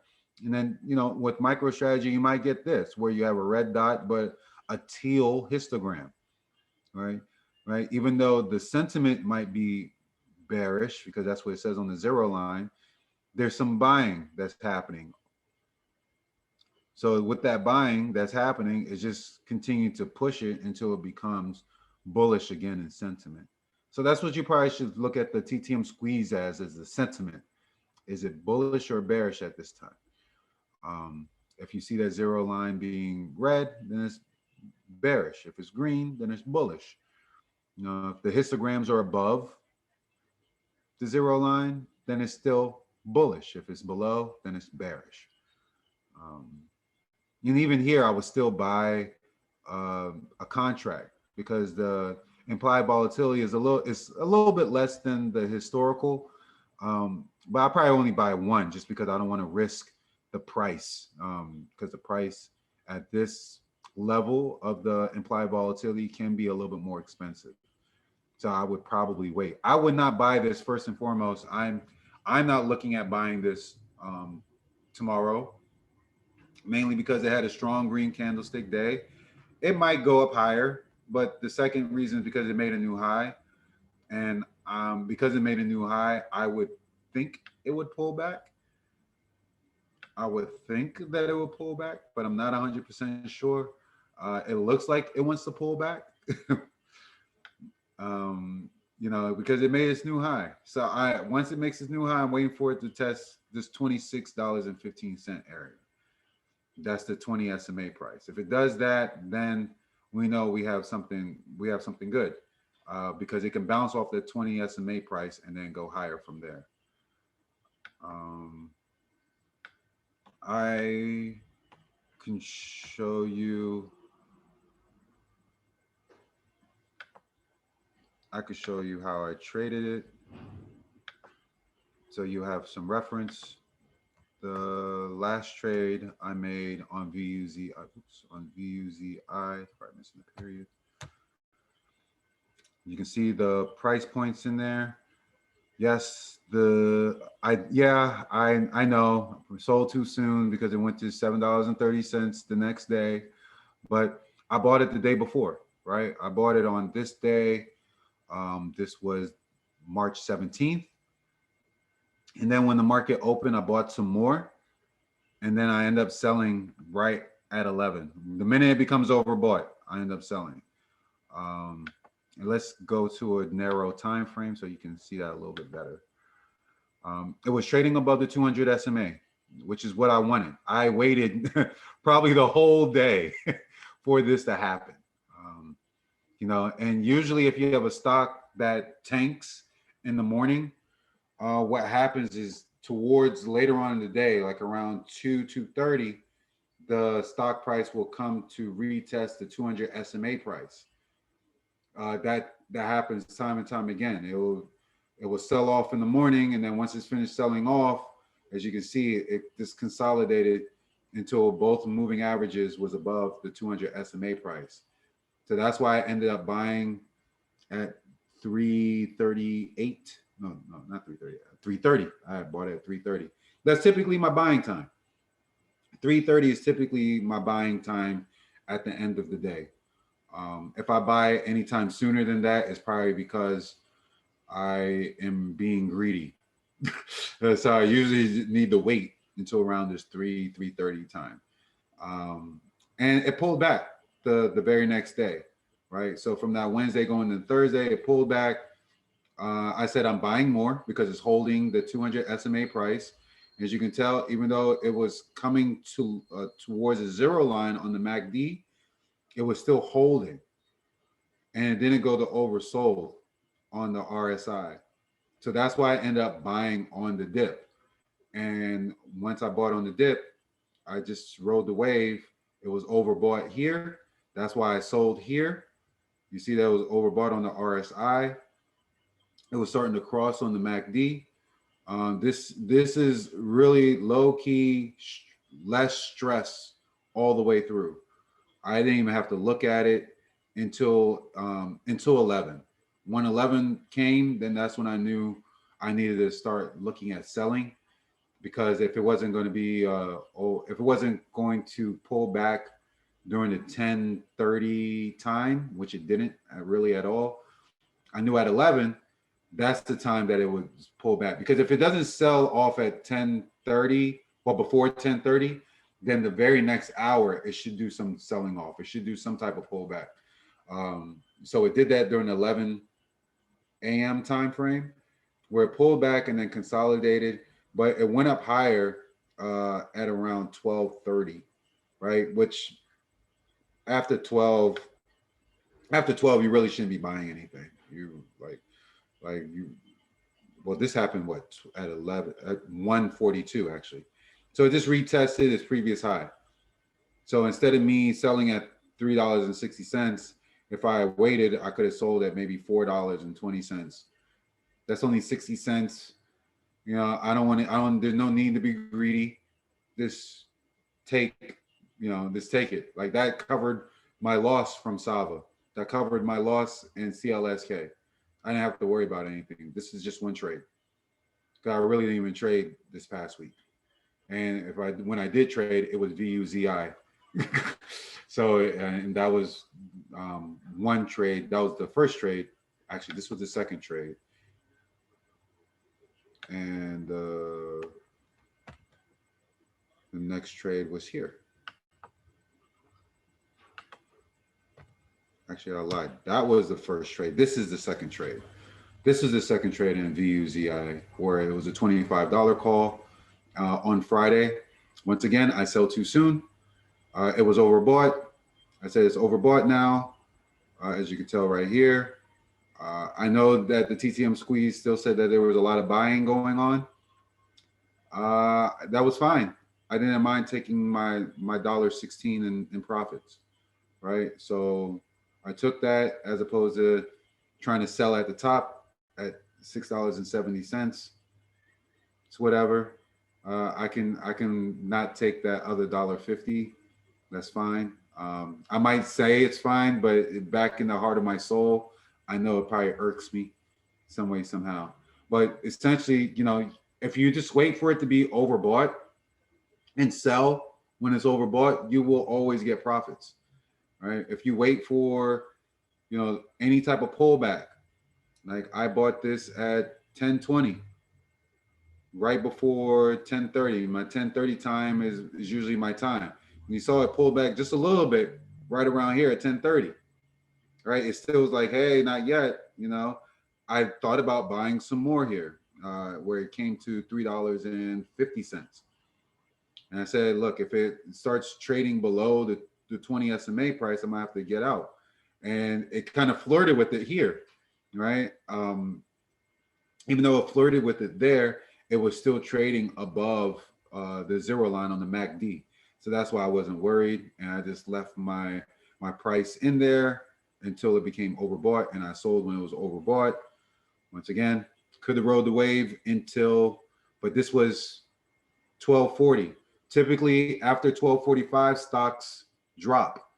But VUZI, with the type of momentum, and it was an earnings winner, I could have been patient and held a little bit longer, but I didn't. I just ended up taking, this was a day trade. This was day trading profits. I bought and sold on the same day. So I used a day trade. I know there was questions about day trades and how does it actually work. When you have a day trade, remember, if you have less than 25,000 in your account, you can only trade three times, meaning opening, closing a trade on that same day, 3 days out of a 5-day trading window. So if you do this type of trade 3 times in one day, then you're not going to get any more trades. You're not going to have any more trades left. Your trades are, so you want to make sure that you use your day. If you're looking to save your day trades, look to swing trade. Look for a setup like KPON. If you bought in on Friday, would have been a perfect swing trade, because now on a strong green candlestick day with momentum news, because people are doing gaming, and because of the gaming, people might be buying headsets a little bit more. Now you have an opportunity where you can say, I don't need to use a day trade.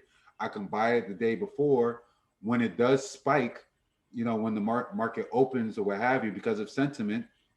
I can just take my profits at 9:45 or at 10 a.m. before it does that pullback before 10:30.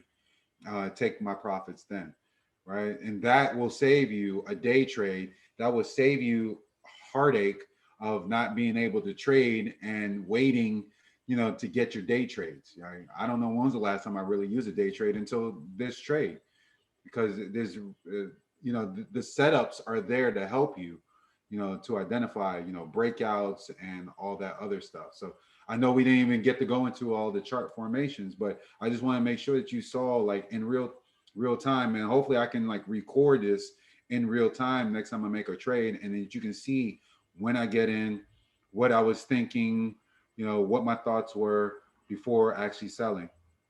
Because I like these price points. You actually get to see what's going on, and then you can make notes from that. And this is what Thinkorswim does. It does it automatically. So at least you'll know what you're buying and what you're selling and where you bought it, what time you bought it. Because I'm telling you, if you're buying at lunchtime, if you're buying at 12 p.m., you're wasting your time and your money. If you're buying at maybe even 7:30 a.m. If you're buying at 7:30 a.m., you're probably wasting your time and your money, only unless it is spiking like like some of the stocks kind of did this past Friday. What was it? It was shoot. What was the name of that stock? There was one that was just spiking crazy early Friday morning. And I was like, oh, well, there that one goes. It wasn't GEVO. Damn it, I don't remember the name of that stock. I do not. What was the name? Yeah, yes, that was one. TKAT was definitely one of those stocks that I was like, oh, okay, you're running. Where it went to $43 a share, which was, oh my goodness. OCG, that was another one. OCG went crazy too. Oriental, which people shouldn't be calling Oriental anything, but yeah, so that one went crazy on Thursday. But there was another one. There was like one other one where I was like, oh, okay, you're doing it now, finally. There's too many stocks. ZKIN, yes, thank you. ZKIN. That was one that pre-market, right? This is a clear indicator. It's like, okay, well, it's doing something, right? And this is where if you see any of these stocks spike pre-market, yes, put it on your watch list. Watch it, because you don't know. I can always say, oh, it's going to fall, it's going to pull back, because anytime a stock spikes, I always anticipate it pulling back. You know, it's like a rubber band. Rubber band, once you stretch it out, it has to come back. So, you know, if you're looking at it before the market opens, you see that there was a spike, and then you have this pullback, right? It's still traded above the 5 EMA.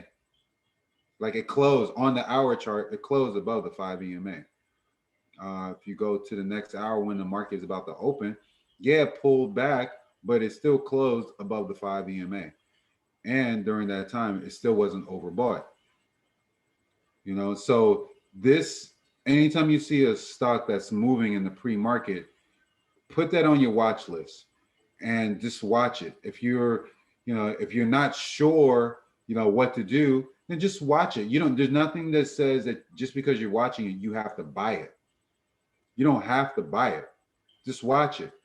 I was anticipating this move because I was like, okay, let me buy a couple of shares first. Let me see what it does. I bought the day before right here on this strong green candlestick, $8. I said, okay. It didn't do anything. It hit resistance. And then I said, okay, I just see you pulling back. So let me just sell, right? It crossed here on the MACD. I didn't see any other reason for me to hold and hope that it would, you know, I'm not one to hold and hope, right? If it's not doing what I want it to do, then I'm just going to cut my loss. And I cut my loss. It's whatever. But I knew that it was going to do something. So I was on like SAVA. I was just 2 days early, but I knew that I was on the right track. And knowing that I was on the right track lets me know that my setup works. It's just that little minute things that I have to focus on. Like, hey, it was becoming overbought here. So there was maybe no reason for me to buy it, even though, the TTM squeeze was saying that it was still green, right? And maybe it needed to pull back. It probably still had to pull back some. Both moving averages above the 200 SMA price. So I know that, hey, it's going to go higher, but what does it have to do first before it goes higher? Strong green candlestick day, it has to pull back. All right, it pulled back.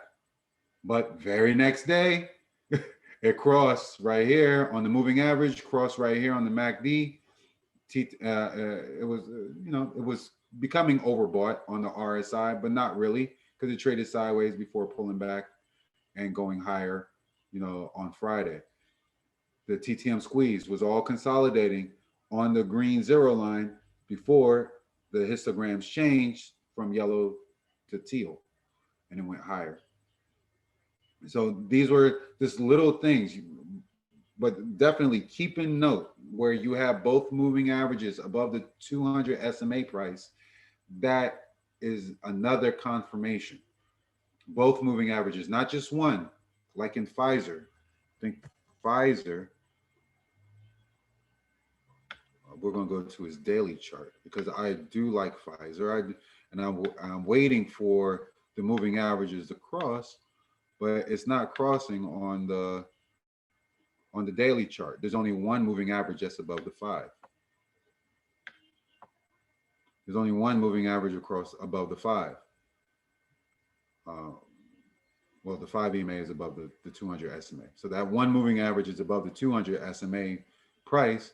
We need this 20 SMA price to be above there too, right? So there might be still some consolidation going on, but as you can see, the MAC, like if anyone bought at this $34 price point, they could just be riding the wave, waiting for the 20 SMA to meet the 5 EMA above the 200 SMA price.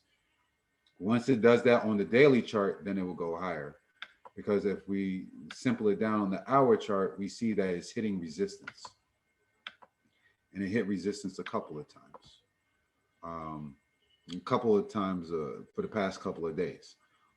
So now that it keeps on hitting resistance, it should pull back to this 35.20-ish area, close to the 20 SMA price before going higher. But this might be about 2 or 3 more days before we see Pfizer trading at $36 and $37 and then higher to the $40. I would anticipate sometime next week that it would probably be in $40. So just like I said, have it on watch. Just because it's moving doesn't mean you have to buy it. It's showing all the signs that it wants to go higher. It just needs another indicator, which is that 20, to say that it's definitely gonna go higher. Trying to think. So we went over SLGG, VUZI, KOPN. Home is an earnings movement company at home. This one that comes up with earnings, I think we said on Thursday. I mean, not Thursday, Tuesday. Is it Tuesday? Home is coming out with earnings on Tuesday, yeah, after the close. So, before earnings, as always, right? There's always a run up before earnings. I have to write this book on the run up before earnings. I don't think it's been written yet. But, essentially what we're seeing, first and foremost, we take in this chart from its totality, right? We look at it from beginning to end. I know I tried zooming in. I'm going to zoom out. From its totality, it has been around since 2016. So 4 years it's been around. And if we break this one down, we see that this 33.30-ish area is resistance. How do we say resistance? Because if we look right here, That's resistance back in what, January 2018. We see that that same resistance is kind of being held as support right here. We see that back here. So this price around 33.30, 33.20 or so is roughly resistance. So let's make a trend line for that. All right, so we'll say 33.2. All right, and then 33.2. So in order to make this line, all you do is just right click, right? So when you right click, you can like create a line, draw, use your drawing tools and stuff like that. That's very helpful. But once you have your line, you can duplicate that line so that you can create another support line. So we see that the support line somewhere around this $25 area. And the reason why I say that is because the support was held back here, roughly back here, kind of right here, and still back here. So there's a several confirmations of that price in the past. And then the present, somewhere around here, same thing. We see that there is some support being held right around this 25-20-ish area. So we see this nice little gap, right? A nice range of price, this 24 or 25 to 33, $7 worth. We also see that both moving averages crossed over the 200 SMA price, right? After making an all-time high, trading below, going through all the jazz of being below the 200 SMA price, and then crossing above, staying above, and holding support at this 1420-ish area. Now it's holding support at this $25 area and wants to go higher before earnings, right? So before earnings, do not be surprised if this price does trade above $40. Because it's, we have Monday trading day, and then we have Tuesday trading day before they actually release earnings. So in anticipation of these earnings, let me draw one more trend line. So I will put the trend line right above its all-time high of $40. And we want to see if it can get to that price, right? From 32 or 33, I should say, to $40. That's another $7 of upside, essentially. So when we narrow it down and we go to the hour chart, we see, first off, it was slightly overbought on the daily. That's first and foremost, right? So already I'm thinking, all right, I'm not buying this because it's already red here. I'm not buying when it's here. I would love to have bought it when it was over here, but right here it's too late. But just to say, okay, you didn't see that RSI. Let's say you didn't see that RSI. Right? And you're like, okay, we're going to come to the hour chart. The hour chart shows that it's not overbought on the RSI, but the MACD is showing that the lines are coming close together, meaning that it could trade sideways, kind of like what it did over here, right? Where it crossed over the zero line on the MACD, but once it crossed over, that teal crossed below the tan line and started trading sideways. So it could do this again as far as price action is concerned. And if it does that again, it can come down to 31.82 or 89, which is close to $32 in itself, right? Which is near its resistance. So let's say that it trades near its resistance, and it could happily break free and break through all of that. You would still have to wait for the pullback. You have to wait for some type of pullback. So, right here, buying near this price would probably not be the best thing, because on the hour chart, it's showing that it made a new high. So we will want some type of pullback after a new high has been created. We're thinking that, okay, it could come to the 20 SMA and then to the 200 SMA. If it comes to the 20 and doesn't come all the way to the 200 SMA, kind of like what it did here, right? Here it pulled back before going up. Here it pulled back before coming up. It came to the 200 SMA, did not trade below it, right? Because this was the high before the high was made. This was the high before the high was made. So high, new high, new high. It should pull back to create a new high. So this is something just to take in mind. I'm not looking to buy this. Even if I were to buy contracts, the implied volatility is too high on the hour chart.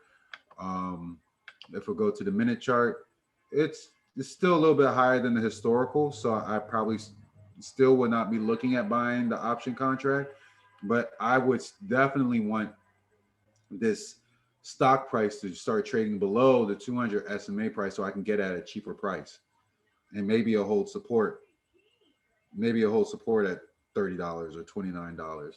But I'm anticipating that this earnings for home, that there's a pullback before it goes higher. Every time it came out with earnings prior to, it went higher, right? Back here, it went higher and then traded sideways. Back here, it went higher, pulled back, then traded sideways. Back here, came out with earnings, traded higher, then traded sideways. We're seeing a common theme here. Pulled back, went higher after earnings, went to an all-time high, right? And then it started to decline after it made its all-time high. Next earnings, even though it went a little bit higher before the earnings was released, it pulled back, right? And we're seeing after it pulled back, it was trading below the 200 SMA. Every time the earnings came out, it was trading below the 200 SMA. And the earnings, let's say, was even bad. They even come out with bad earnings. I don't know. It said actual 3 cents there, actual 47 cents. So it's not showing what the estimates were. But essentially, at the end of the day, it was pulling back once it was below the 200 SMA price. It's above the 200 SMA price now. I would have anticipated it doing the same thing it did before it was trading below the 200 SMA.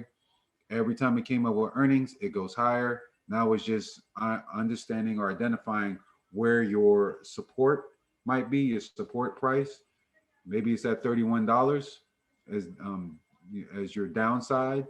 So you're looking to get in at 31.50 maybe, because you're anticipating that pullback so that you can break resistance at this $33 area and hopefully test $40, you know? So remember, it's overbought on the RSI, right? No matter how big overbought it is, it's slightly overbought. Strong green candlestick. Like I said at the very top, sometimes when you have a strong green candlestick, the very next day it wants to pull back. That's what it kind of did here. It pulled back, but the other technicals also was not supporting a bullish case. It kind of did a fake out here. It did a fake out breakout when it actually broke down. This was, you would have hoped that this would have broken out, but the MACD didn't cross. It was slightly overbought here. TTM squeeze was still red here. So it just wasn't signaling. Yep, and it was still a yellow histogram here on the TTM squeeze. So it still was signaling for downside, even though the candlestick was a strong green candlestick. This is not signaling downside. This is signaling upside. We're just anticipating some type of pullback so we can get in at a reasonable price and we're not chasing for prices. So hopefully that makes sense when it comes to home as the earnings, as one of the top 5 stocks this week when it comes to earnings.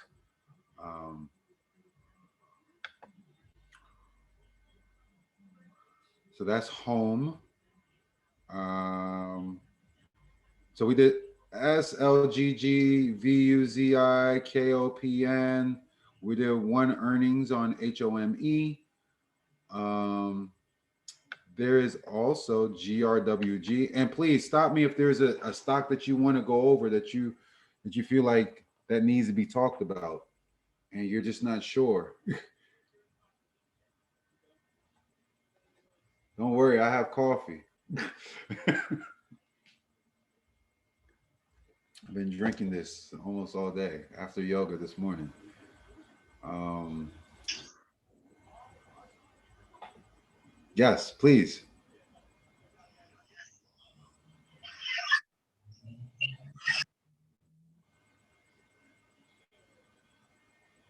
Any questions? Questions?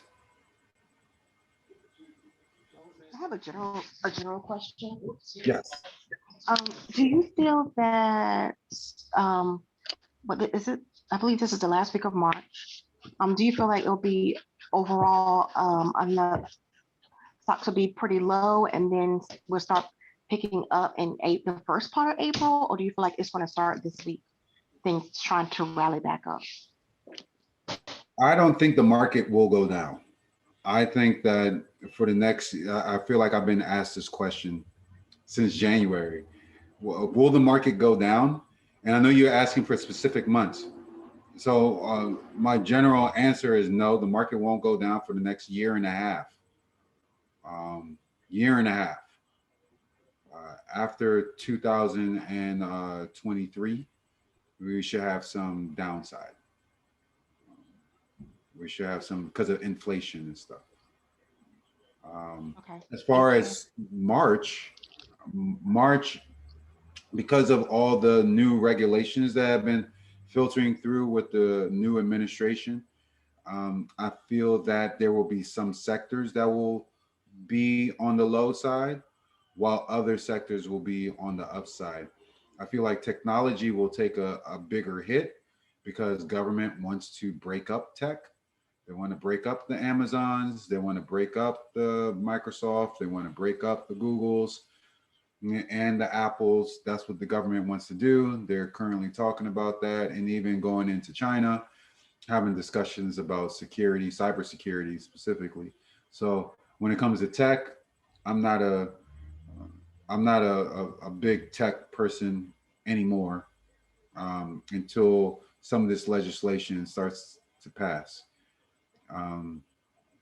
But also banks have been doing phenomenal, right, during this time. So anything when it comes to fintech, you might want to start looking at, particularly now that tax time is coming around. People are going to be looking into their finances a little bit more, looking at how to not only save money, but also looking at how to find some higher return on their investments. So if you are you know, I have a bank. I bank with Wells Fargo. If you know, I was like, oh, Wells Fargo is trash because they keep on doing all these things with their shareholders.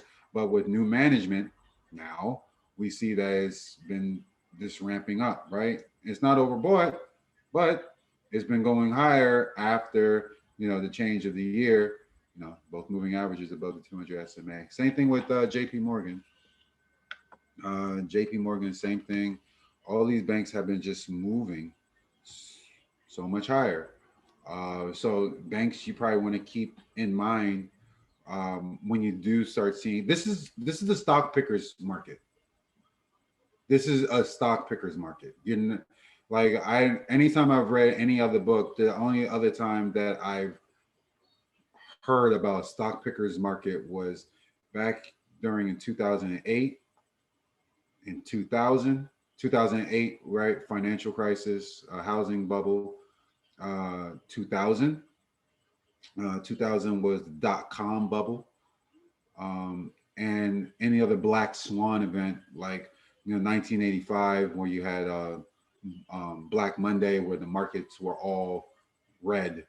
And, you know, everyone was just trying to pick from the bottom. It was very similar to what happened with this coronavirus pullback last year at this time, right? So we do see that there will be some pullbacks that resemble similar times in past years. So definitely keep that in mind. Maybe there'll be a pullback, but there will also be opportunities because of that pullback. So just keep your mind, keep your eyes open on those things. Okay, thank you. Absolutely. Typically the market starts to slow down like around May. Like people are starting to think about going on vacations and stuff like that. So, you know, May, it'll start slowing down. You might get a little pickup in June and July. August is typically dead. Well, end of July is typically dead.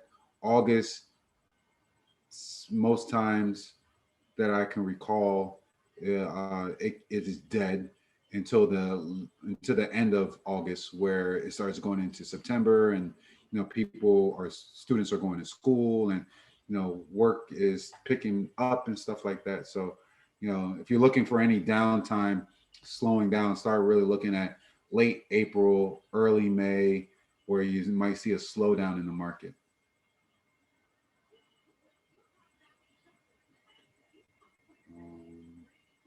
I think what other stocks? Oh, that's right, GRWG. This is another one that has earnings coming out this upcoming week. That is what, Wednesday, Tuesday? Wednesday, the 24th. So, and it wasn't listed, right? It wasn't on that most anticipated. However, if you like weed and you're an investor in the weed stocks, this would probably be one of them that you might want to think about entering in, as it's finished making its all-time high at $67, and it pulled back to this $32 area, not all the way to the 200 SMA, but just enough to hold its previous support, which is back here. Well, actually right around here. So because it's holding that and it's doing this whole bullish engulfing candlestick, right? We see that it crossed here on the moving averages. You know, I would love to buy this, because I am very tempted to buy this on tomorrow when the market opens, but I would not hold this all the way through earnings. This stock typically has a range, like a $4 or $5 range that it likes to trade. So when you have stocks like this is a great options picker, because it can move through $1 to $2 or $3 fairly quick, kind of like VUZI. So with this stock, let's say that you were to trade it. I think, you know, I was thinking about moving my trend line, but if you were to trade this, and actually I'll move this trade. Move this real quick. I'll put it towards its all-time high near $67. Let's move that.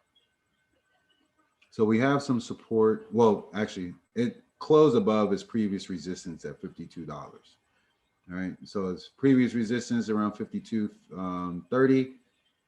It closed at 54. Right. So this 54 is really the resistance here, because if we really want to check the price from back here and here, that's where that 54 price was, and then even right here.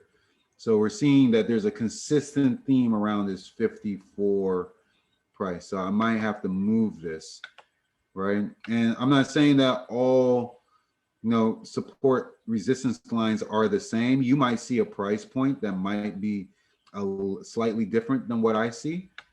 So just make sure that you follow it and you use it all the way through, right? You don't, if you change it, then change it with your thesis and make sure that everything is consistent. So you're not looking at one price and then thinking it's another price when it's not working with you.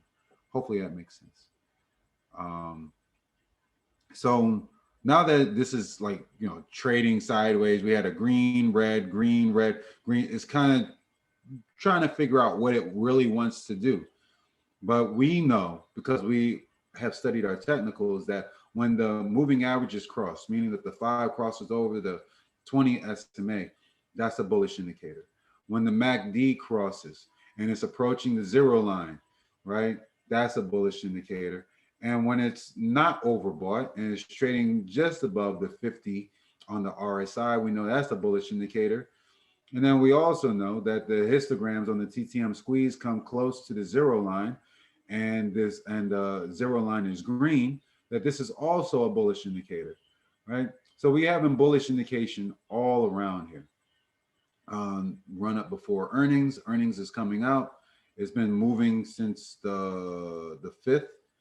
The 5th has been moving higher. So that's roughly what, 12 days, and it's 3 days before earnings. So it moved, what is it, $20 a share, at least $20, $25 a share in the past 2 weeks. So we know that it has something brewing underneath it. If we look at the hour chart, we see that the hour chart is showing that it's testing resistance, but the biggie is that both moving averages are above the 200 SMA. Yeah, it went through a wave. It tested the resistance 3 times, right? And we learned about some chart patterns at the very beginning, and that was one of them, where you have a triple top, and sometimes off of this triple top, you will end up having a blow off top, where this blow off will come to the next resistance price, which is right around here, $58 a share, right? So because that the MACD is still trading above the zero line, and the RSI is still not overbought on the, still not overbought, and the TTM squeeze is still green, still bullish, I don't see why this would not go up higher, right? And that's me. I haven't read the news on it yet, and I always read the news before I even put in the trade, because I want to know what's really going on behind the scenes. As you saw with KPON, I'm like, what's going on? Like, why was there insider selling?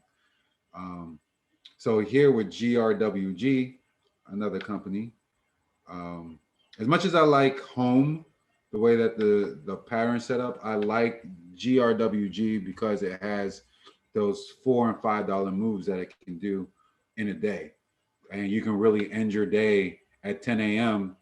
up $2,000, and you don't have to worry about anything. But GRWG is a consumer cyclical stock, and because consumer cyclicals are becoming one of those, it's a staple. So it's one of those things. It's kind of like a safe haven, because you know that if you have these high flyers that are in technology that are starting to pull back, you can always go to a consumer defensive stock or a consumer cyclical stock and hold that position, wait and just wait for it to ramp up in the meantime. So it kind of saves you from all that growth stock. It's a value stock at this point. You have your value, which is consumer cyclicals, consumer defensive. Tech stocks are typically your growth stocks. So this one, consumer cyclical, even though it is into, even though it's in the weed, it's a weed stock. Even though it's a weed stock, it's still considered a consumer cyclical.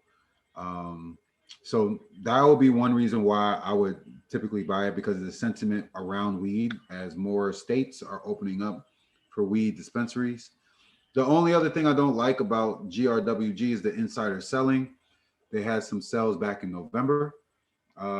So that's the one thing I don't like about it. They didn't have any recent selling, so that's typically good. But insider selling, I'm not a big fan of, especially now that tomorrow there will be a lot more companies buying up shares. I believe their lockout period to repurchase shares is over. So a lot of banks will allow them to repurchase their shares. But that is GRWG. And so I believe that this one could definitely have some upside. But once again, always curb on the downside. The downside risk, $47, right? That's previous support. That's $8 below. Yeah, it can bounce off the 200 SMA and go higher, but I'm looking at the ultimate downside, which is 47. That just saves heartache, because when you realize what your downside risk is, then you're like, ooh, do I really want to buy this at this price? Is this price evaluation real? Because sometimes it's higher than what it really needs to be. And yes, it could go up higher. It could go, $19 up. But knowing that you can risk $7 down, you really want to get in at a good price, essentially. And I would imagine that they have probably a wider spread too on the share price. What about 25 cents maybe? Doesn't seem too bad. On the options, maybe.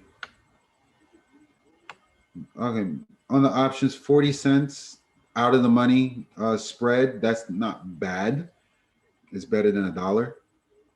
But typically the spread, you would want like 10, 20 cent spread on the options contract.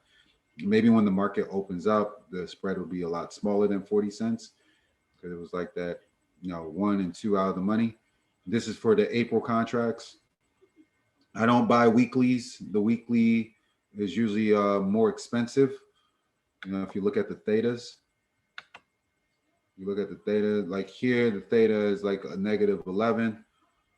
The weekly for GRW out of the money is -14, which is, I guess, roughly the same. But you can see the spread. The spread is wider, right? That's $1.30. So you don't want that type of spread. You want something like 40 cents, 30 cents, 20 cents, 15 cents, anything less than like 40 cents, preferably 20 cents, you're in a good space. Preferably, you want 20 cents.